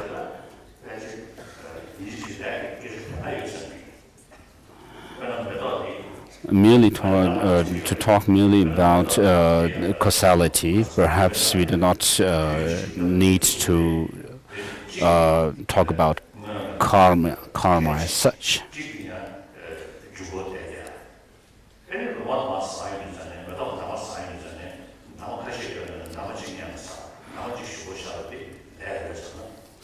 So of course, if you see that when we see the petals of flowers fall one after the other, is that because of karma?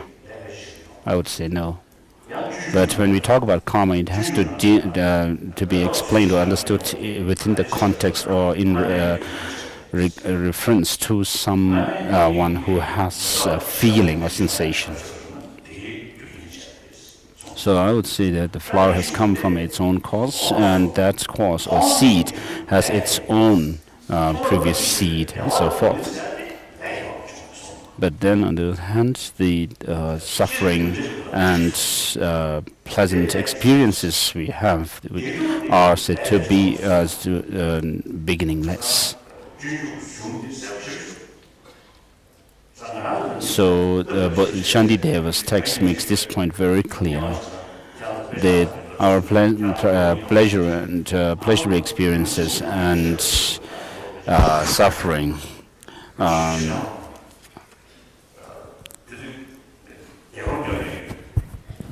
they come from the causes which are beginningless. And when once I was teaching the Lama Tsongkhapa's great treatise on the path to enlightenment, I asked some scholars who were there if they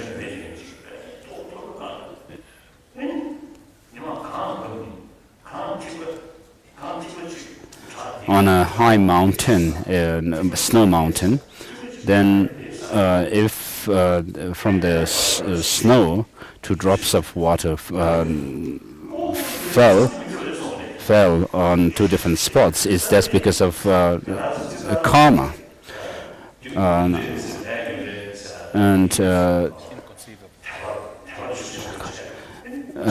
of the scholars said that, the karmic process of karma is something inconceivable to us.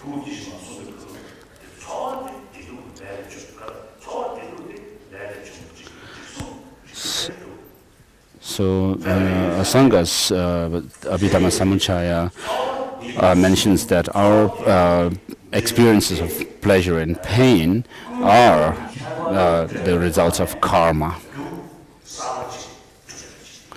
So basically we can talk about a law of causality, that causes and conditions give rise to their effects.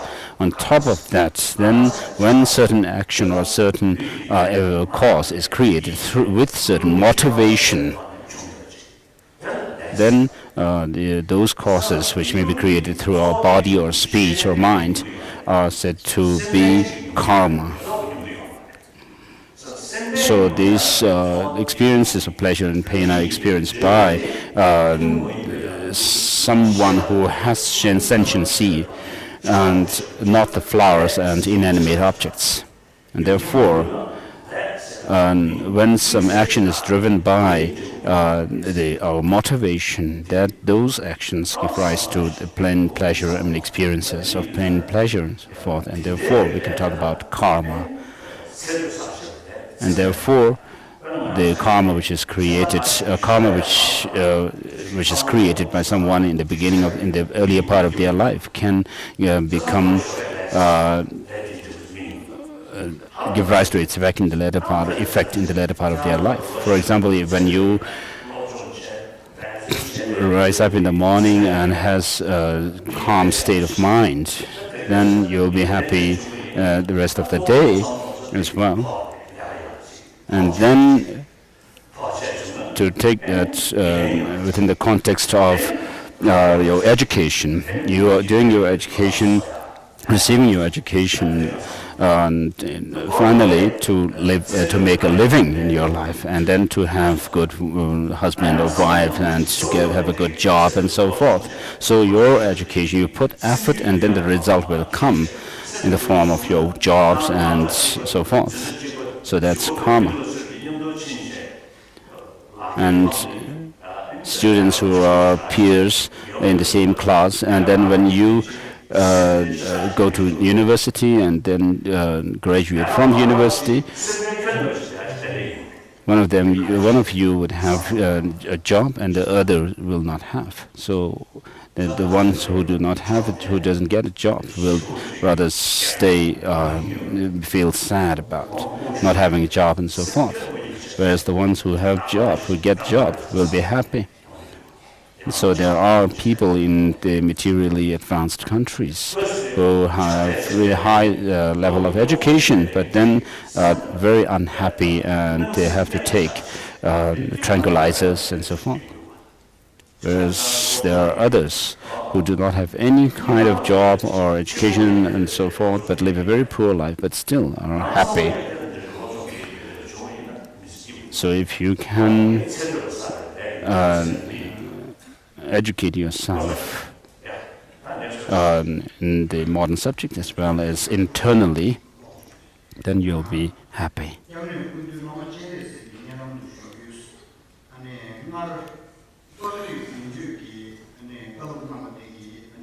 So it's saying that His Holiness once gave a lecture on environmental protection or protection of animals and so forth, and that has really had a great impact in Tibet.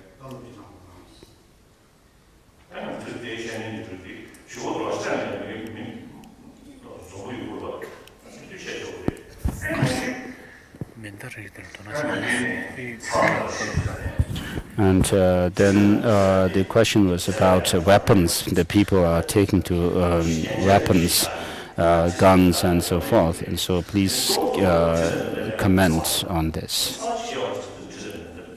So he's only saying that he will talk about this, give comments on this when he will be when he's in Bodh Gaya and in the winter.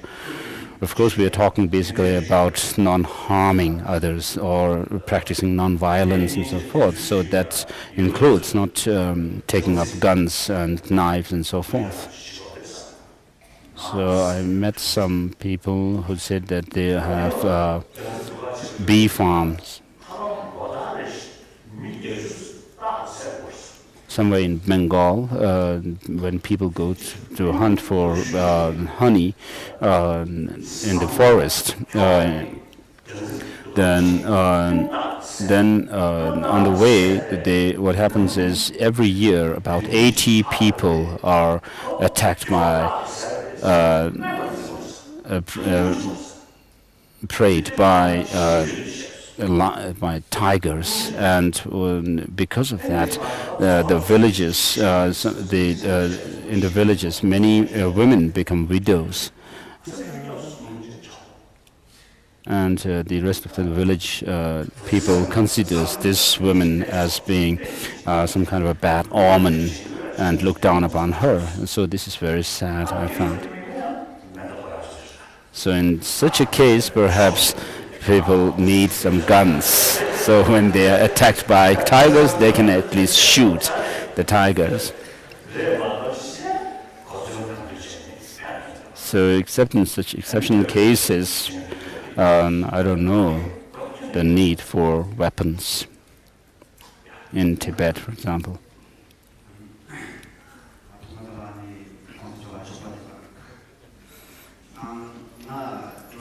So good morning to His Holiness, he says.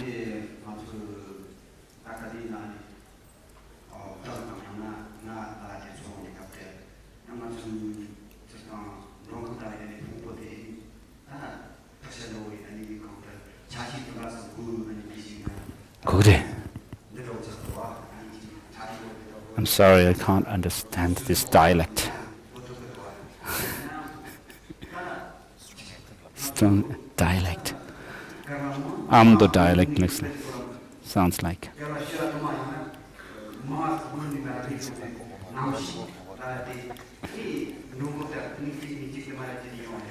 Kishilo Santa wala tido.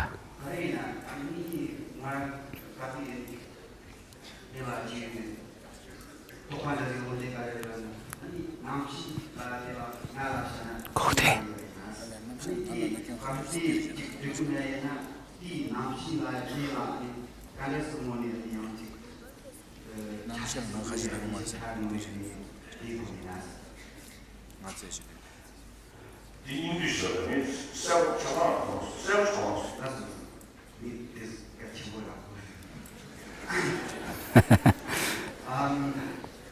So His Holiness is asking him to make the point succinctly. What is the main point?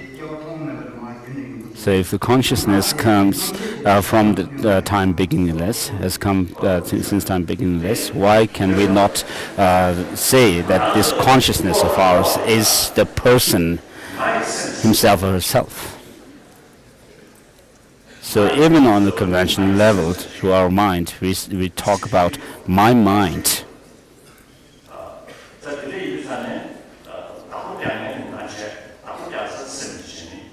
So there is this notion of master and his possession. The master being yourself, and the mind being the possession. So of course there are philosophical schools which say that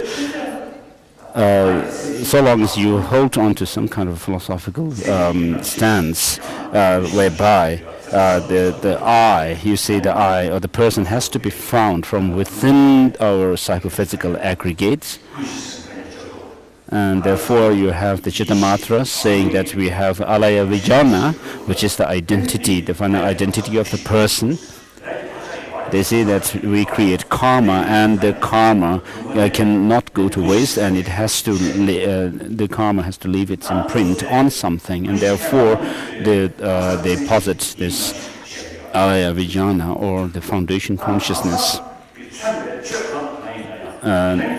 And then there are other schools of thought which do not accept this Alaya Vijnana, but then still they have the view that the person's identity has to be the sixth mind.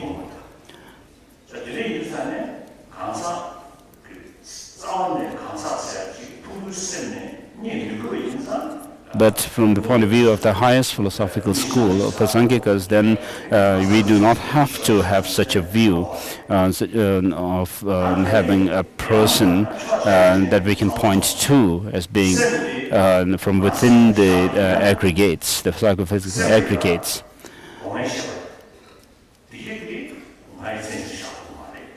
So the sensory perceptions cannot be the person, whereas the sixth consciousness, with regard to that, if you say the sixth consciousness is the person, then during the waking state, the consciousness at the waking state is not there when you are in sleep.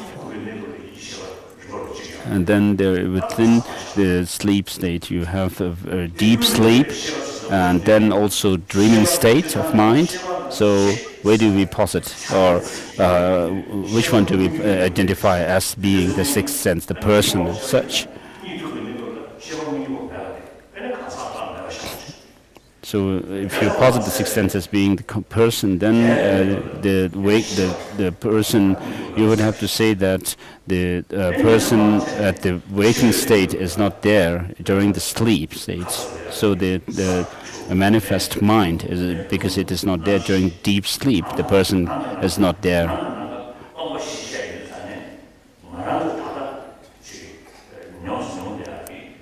And then when you go into the process, go through the process of dissolution at the time of dying, you go through what are known as the four states of four empty states, and then finally that of the clear light or the luminous state of mind.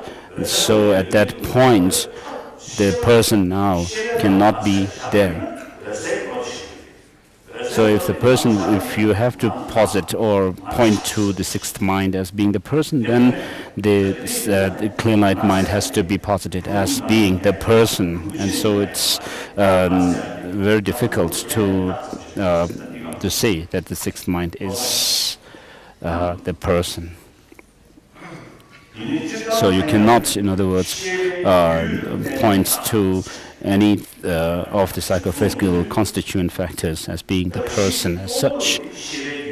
So of course, when we talk about a person, the psychophysical aggregates become the basis for the designation of the persons. So if you have to posit or assert that the sixth consciousness is the person, then you are actually saying the basis for the designation of the person is the person himself, which goes to say that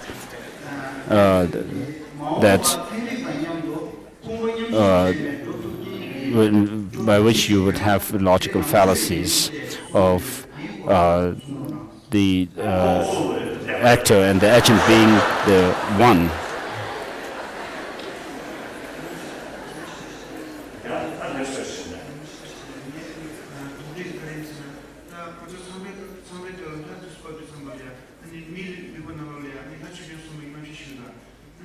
So he's talking about the people going into trance when some deities enter them.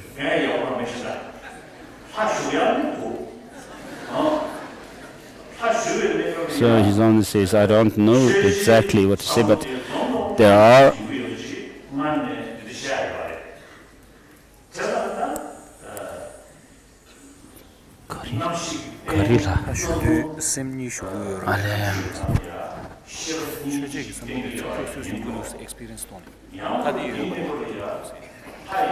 So it seems that the question was about whether there are two different minds in the person who goes into trance when some deity possesses or them.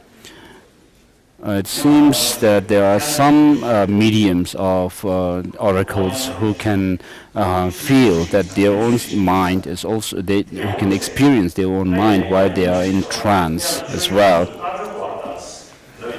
So I had some talk with some people who wish to do some research on the oracles.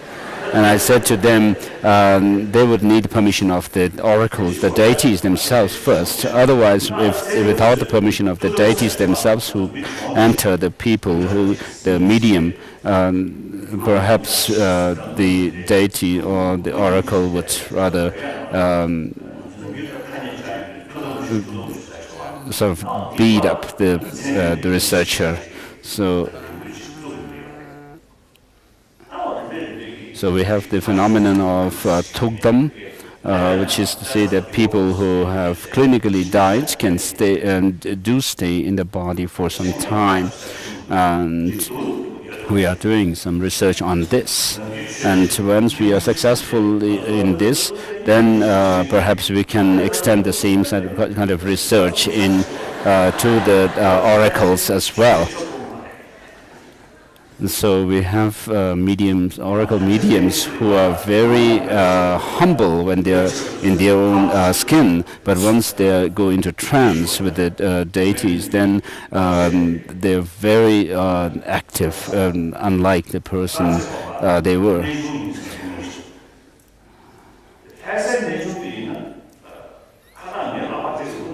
So some deities, some oracles are quite strange. In Kanze Monastery in Kham in the 1950s, when I visited that, one of the oracles said they were Nechung. And usually Nechung, when Nechung comes in Lhasa, when Nechung goes into trance, the medium goes into trance, the Nechung would not offer his katak on my head or neck, but that oracle in Kanze Monastery went into trance and then was trying to put the katak on my neck. So.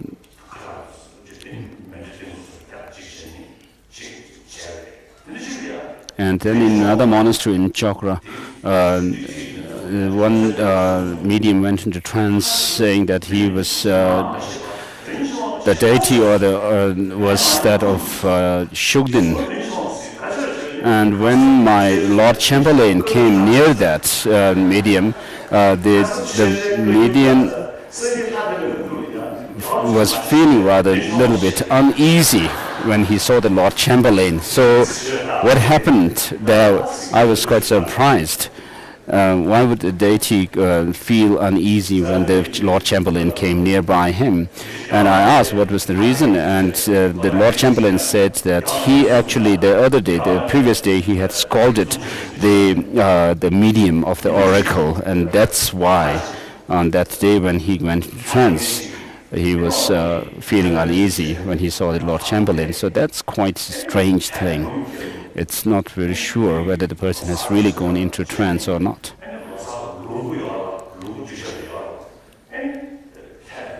And at one point, another story is that one oracle medium went into trance, and during the trance, the oracle had kind of said during a losar, and the oracle had said one of the sheep hands, that are displayed on made of dough and butter, that are displayed on the altar, should be given to the medium himself.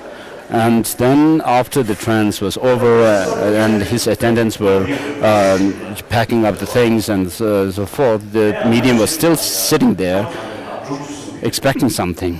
And when the attendants didn't say anything, then he finally had to speak out, saying, wasn't there some talk about this dough and butter sheep had?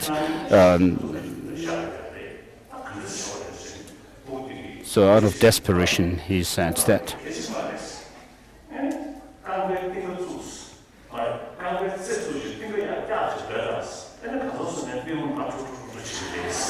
And then there's another story where a father instructed his son, who was supposed to go into trance, and the child was rather nervous about it.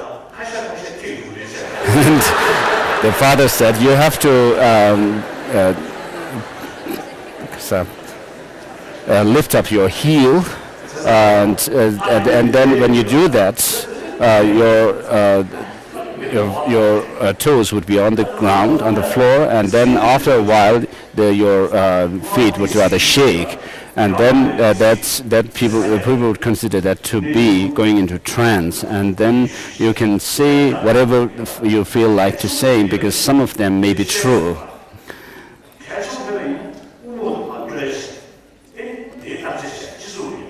So there was a test.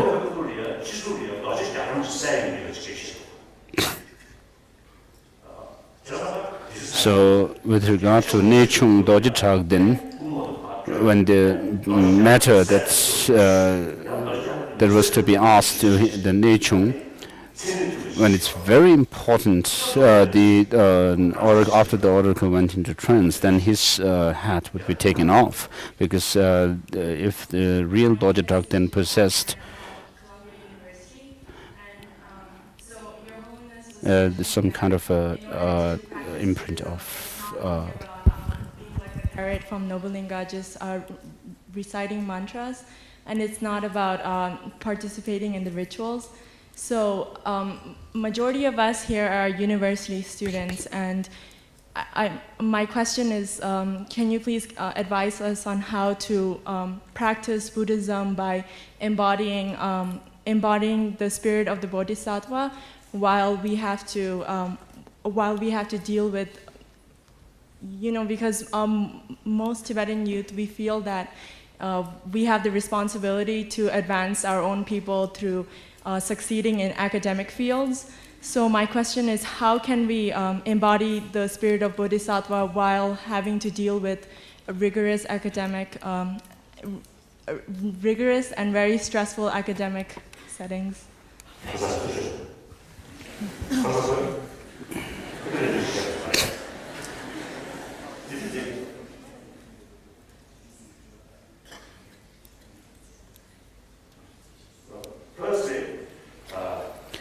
I'm telling the people, the Buddhist way of practice is using human intelligence maximum way, through that way transform our emotion.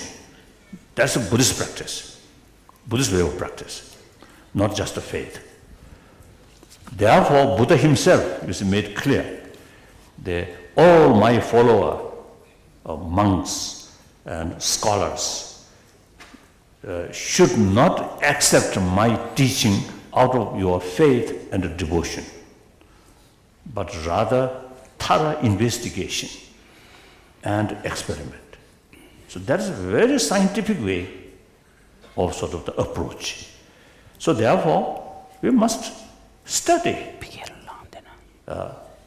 how to sort of through study, full of knowledge about the world of the emotion. When we say mind, emotion, something like one sort of the solid one thing. One entity. Not that way. When we talk emotion, when we talk consciousness, mind, it is vast sort of field. So, in order to transform our emotion, we have to know the whole system, whole reality. So, then we should know the destructive emotions such as anger, hatred, fear. So, in order to deal with these destructive emotions, we must know the counter force or antidote or counter force of these negative emotions.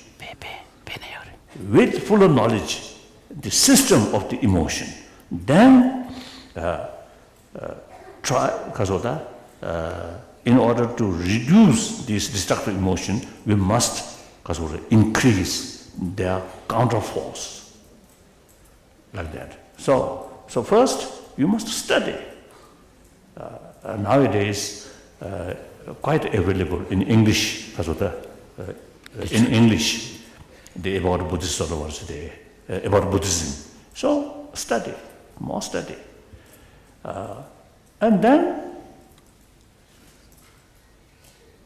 as a Tibetan, we need modern education.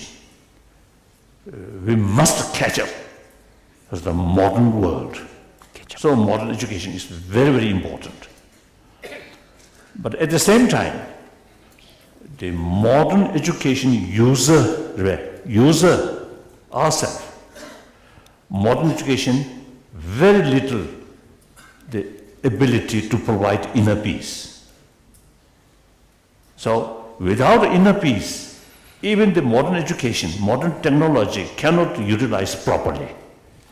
It can be destructive. So ultimately, no matter what sort of system, very good system, very good sort of, in the economy field, or political field, or judiciary field, everywhere, this is a very good system. But ultimately, depend on the person who implement these things. Even very beautiful laws, judiciary system, but person who carry this judiciary work corrupt, then the judicial system itself sometimes is corrupt. So economy, capitalist economy sort of dynamic sort of force, very good, but lack of moral principle, it creates huge gap, rich and poor. Billionaire increasing, number of billionaire increasing, but poor people still remain poor. Sometimes even you see worse. Look, United States, richest country, number of billionaire increasing, isn't it? But poor people still remain there poor. Even Washington, the capital, in suburbs, Washington, many poor people. Recently I was in Newark. Every night some murder case happened.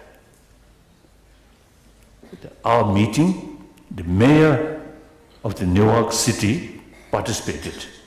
He mentioned that very day, our meeting, he mentioned last night somewhere murder and he lost his sleep. He mentioned that. So in Chinese case, basically the social system is good, but the person who implementing that, then corrupted mind, a very communist idea, originally serving for poor people, working class people, but eventually power itself ruined their way of thinking. Then, so the corruption in every level, even religion, often you see corrupt because of something wrong with religion, not that way, but because of the person who carry teaching of Buddhism or teaching of religion corrupted in their mind, lack of principle. So therefore, modern education, more or less materialistic sort of approach, not sufficient. Today's many human created problem, not due to lack of education, but lack of moral principle. So therefore, we should pay the both sides, moral principle, warm-heartedness, justice, honest, truthful, compassion. Other side, modern education. Modern education is like instrument or our hand. The moral principle is the real controller of our hand. So modern education alone, not sufficient. So you should pay more attention how to transform our negative emotion, destructive emotion. So that's the way. So for that, you should know, or you should have fuller knowledge about the system of the mind or emotion. Like that. Next question.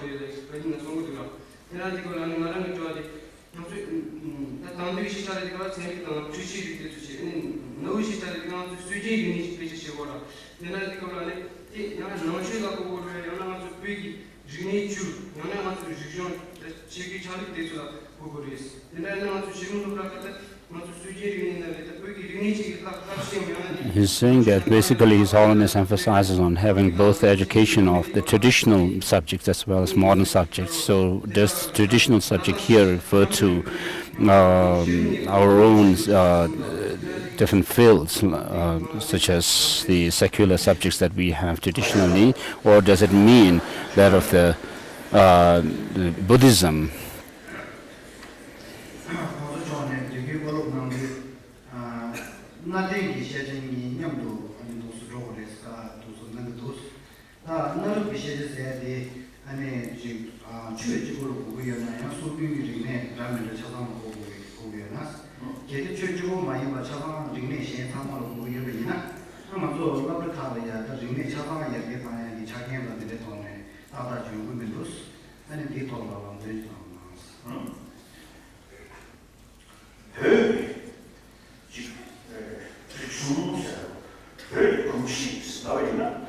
So when we talk about Tibetan culture or tradition, it is very clear that the Tibetan culture and tradition has to very influenced by Buddhism. So usually I describe Buddhist culture. So Buddhism for individual case, for individual business. Buddhist culture is the community, related to the community.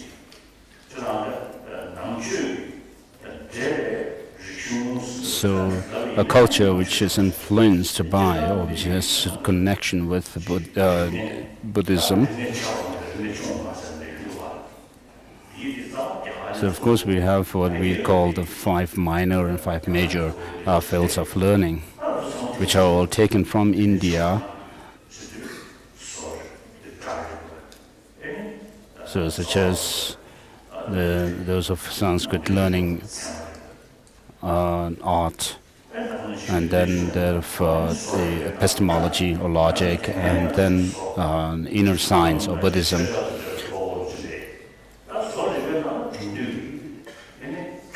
So regarding arts, all the technology, modern technology can be included within it.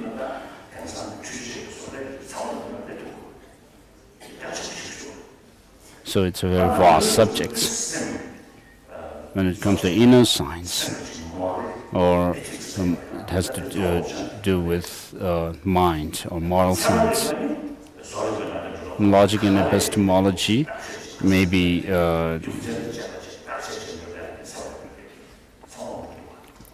can be used in any other subjects, because we're using logic and reasoning.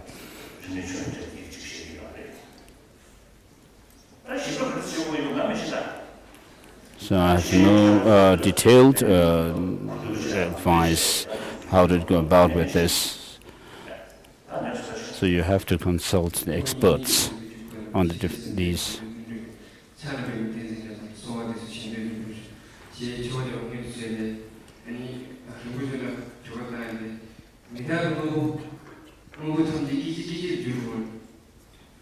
So the question So compounded things change momentarily.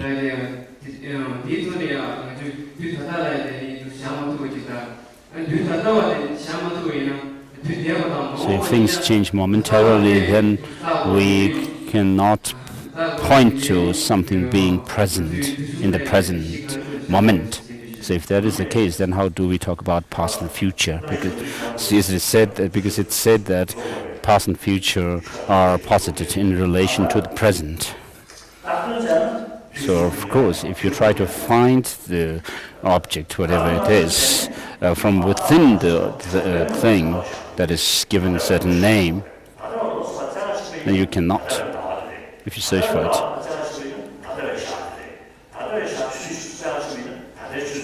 But we have to still posit things on the conventional level. So if we break down a month, we come to a week, and then weeks, and then each week is made of days, and days are made of hours and hours, and minutes by seconds, and so forth. So you cannot find anything if you do such. Here I have two questions, and first my question is, since His Holiness represents the eyes, voice, beauty, and everything of Tibet, Tibet, therefore the relationship between Your Holiness and with the Tibetans is something more than that of a leadership. So I am very afraid that during your absence, with the Tibetans going to face a very lots of difficulties like commuting society and etc. So my question is, how should we prepare ourselves to face that situation, and how long you are going to live for us, not only for us but for the entire sentient beings? And my second question is, when we look to the 4 different sects of Buddhism, we find that there is no one in Gelugpa sect who has got enlightenment in his lifetime. So why it is so? Thank you.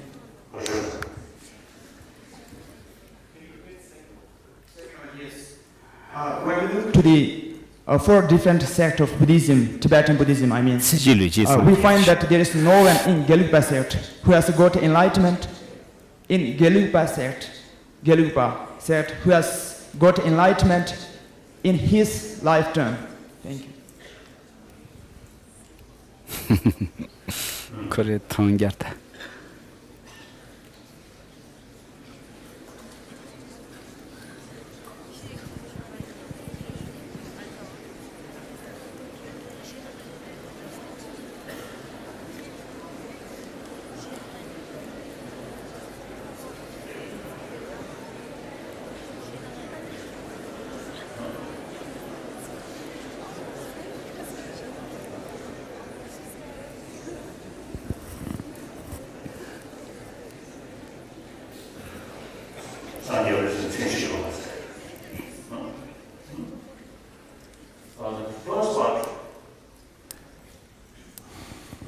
Firstly, since my childhood, I notice drawbacks or some injustice in our old system. So, soon after I took the responsibility, a temporal responsibility, I think 1950 I took the responsibility. Then 52 I set up a reform committee to change some reform, but not successful due to certain circumstances. Then after 59 April we reach India.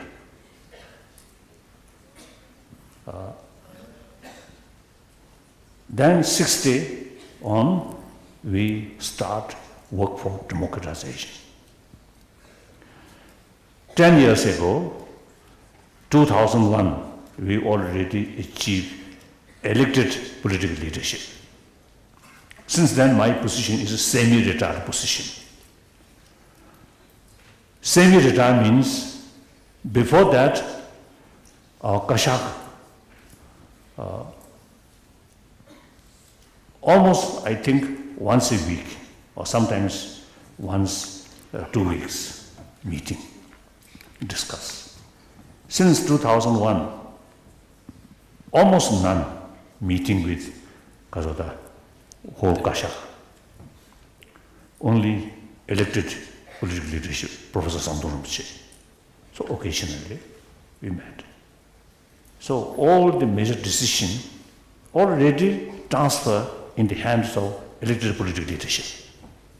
So I call myself semi-retired position. Now 10 years passed.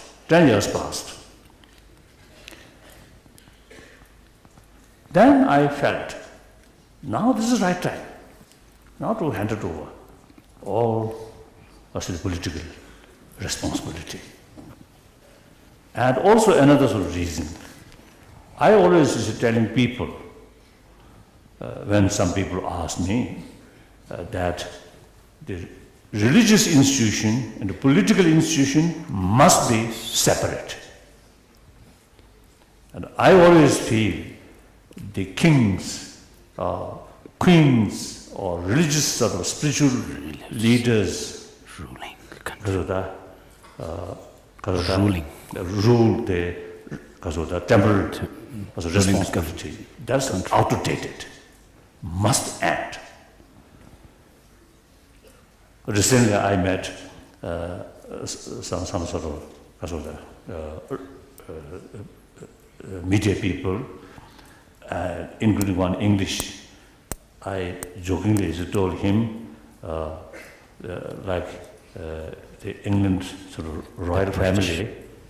Of course, individually, I really admire and sort of respect, great sort of admiration, respect with great admiration.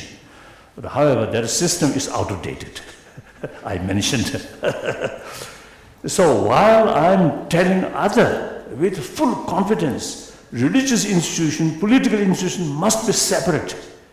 Then if the person asks me, why you? As a Dalai Lama, spiritual leader, Dalai Lama institution also used to have this responsibility of both spirituality and political. So my statement, my expression is hypocrisy. I always against hypocritical sort of attitude. Many sort of government, particularly Chinese case, Chinese communist, full of hypocrisy, doing something different, saying something nice. So therefore, you see, I believe truthful, honest, transparent. So therefore, sooner or later, this system must change, must end. So then, while I judging the situation about among people, the spirit of democracy and the sense of sort of commitment about promotion of democracy and election, these things, I felt, I really impressed. So I felt, now right time. So, and then Dalai Lama, the first Dalai Lama, second Dalai Lama, third Dalai Lama, fourth Dalai Lama, only spiritual leader, no political sort of responsibility. Only fifth, it happened. So therefore, why not? Now, later part of 14th Dalai Lama, return their original sort of practice, only spiritual field, no political.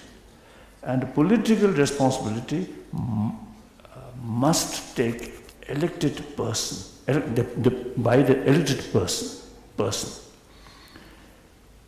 So like 10th March, my statement, I mentioned, and recently I was in Japan, at last year, one occasion in Hiroshima, I mentioned, I expressed, world belongs to humanity, not government.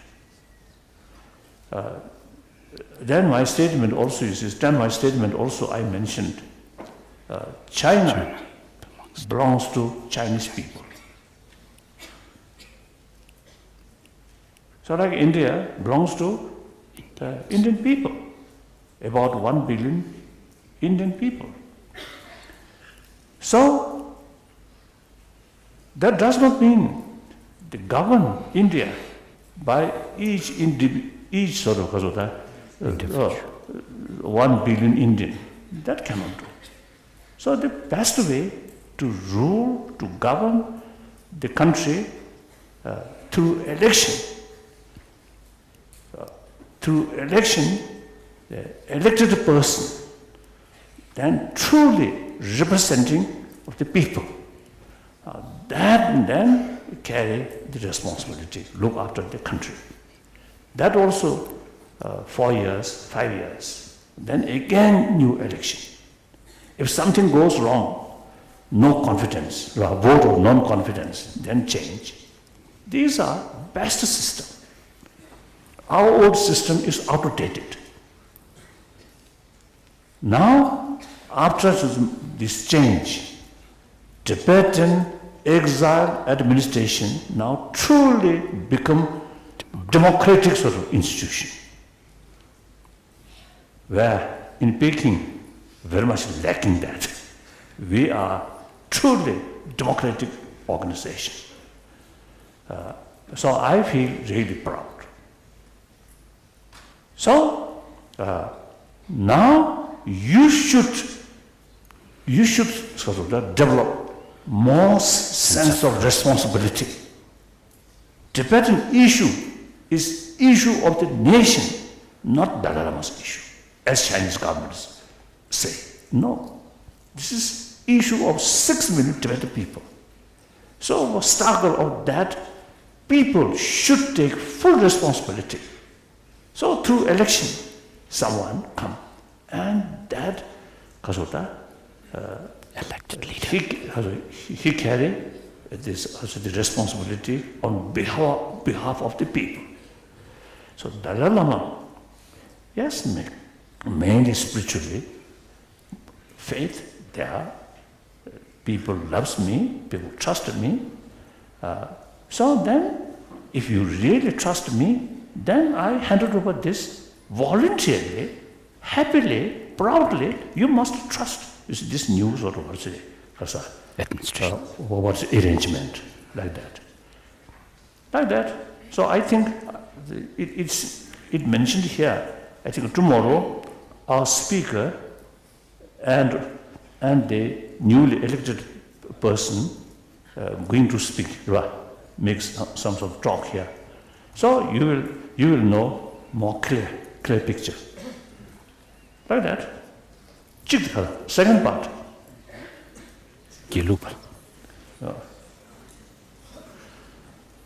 I think that due to your ignorance, the well-known person like Kiru Nosakazo, Vansapa, any Asaji, Rujin Chodorji, and many of them well-known achieve Buddhahood within the life, within our life. So like Kiru Nosakazo, the second Dalai Lama's Guru, perhaps I think biography or something. I think he mentioned, he referred Kiru Nosakazo because you see he received some teaching from him. So he mentioned the Nosakazo within few months will achieve Buddhahood. I think second Dalai Lama, I think naturally not liar. So I think he speak the truth. He must speak the truth. So his biography, you see, mentioned that, and that's well known. And then also, you see, recently I saw one sort of monk in Eastern in Khmer area. When I wrote his sort of some writings, certain sort of his expression, it seems really reach high level. Like that. So, genuine practitioner, very rare state, I reach such sort of level. That those people, like yesterday's question, those monks or lamas who actually aiming money or sex or name, these sometimes you see claim, oh, they already reached very high level. So when you met one lama, you must investigate whether that lama or person who claimed some spiritual leader, you must investigate as Buddha stated. That's very important. Now last question.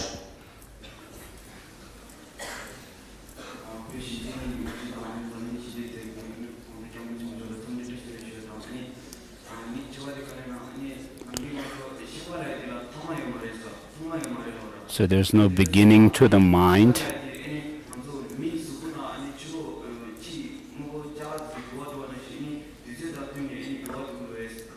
So does it change, this mind which has no beginning and end, does it change according to time and other factors? So how do we know that it changes?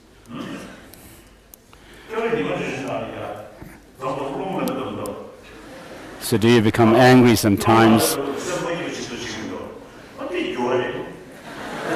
So when you're angry, does it really make you unhappy? So if it does, then that's a change within you. So you cannot think of mind as being one single entity. There are many different types of mind within yourself. So in connection with the objects that you perceive, the mind changes. For example, if you hear a music, when you listen to music with your ears, you have a mind, the thought, which is thinking about the music. And similarly, when you see something with your eyes, there is a thought which is directed towards the sight. So this mind cannot be the same as the mind which was thinking about the music, because that conception or the thought about the music cannot stay forever there. So when you are totally absorbed in some sight, in some form or object that you see, because of that absorption, even if you may hear some music, you will not be aware of it. And similarly, the various states of mind or thought processes happen to us, and then they also subside at some point. When a person dies, then the consciousness which is of that person also ceases to be a consciousness of a human being. And then the mind dissolves into some kind of it's a very subtle state. So just as you have within the body, the gross, subtle, and the subtlest states or forms, similarly in the mind there are these different levels. So you can study about these different states of mind and discuss with others. It will become so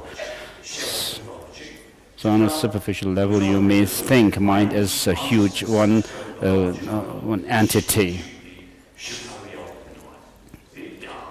But in science, modern science, there is not much explanation of the mind in detail. But ancient Indian psychology, and especially the Buddhist psychology, it's very rich in regard to explanation of mind. So if you have to study, and then you will learn about these things. Thank you.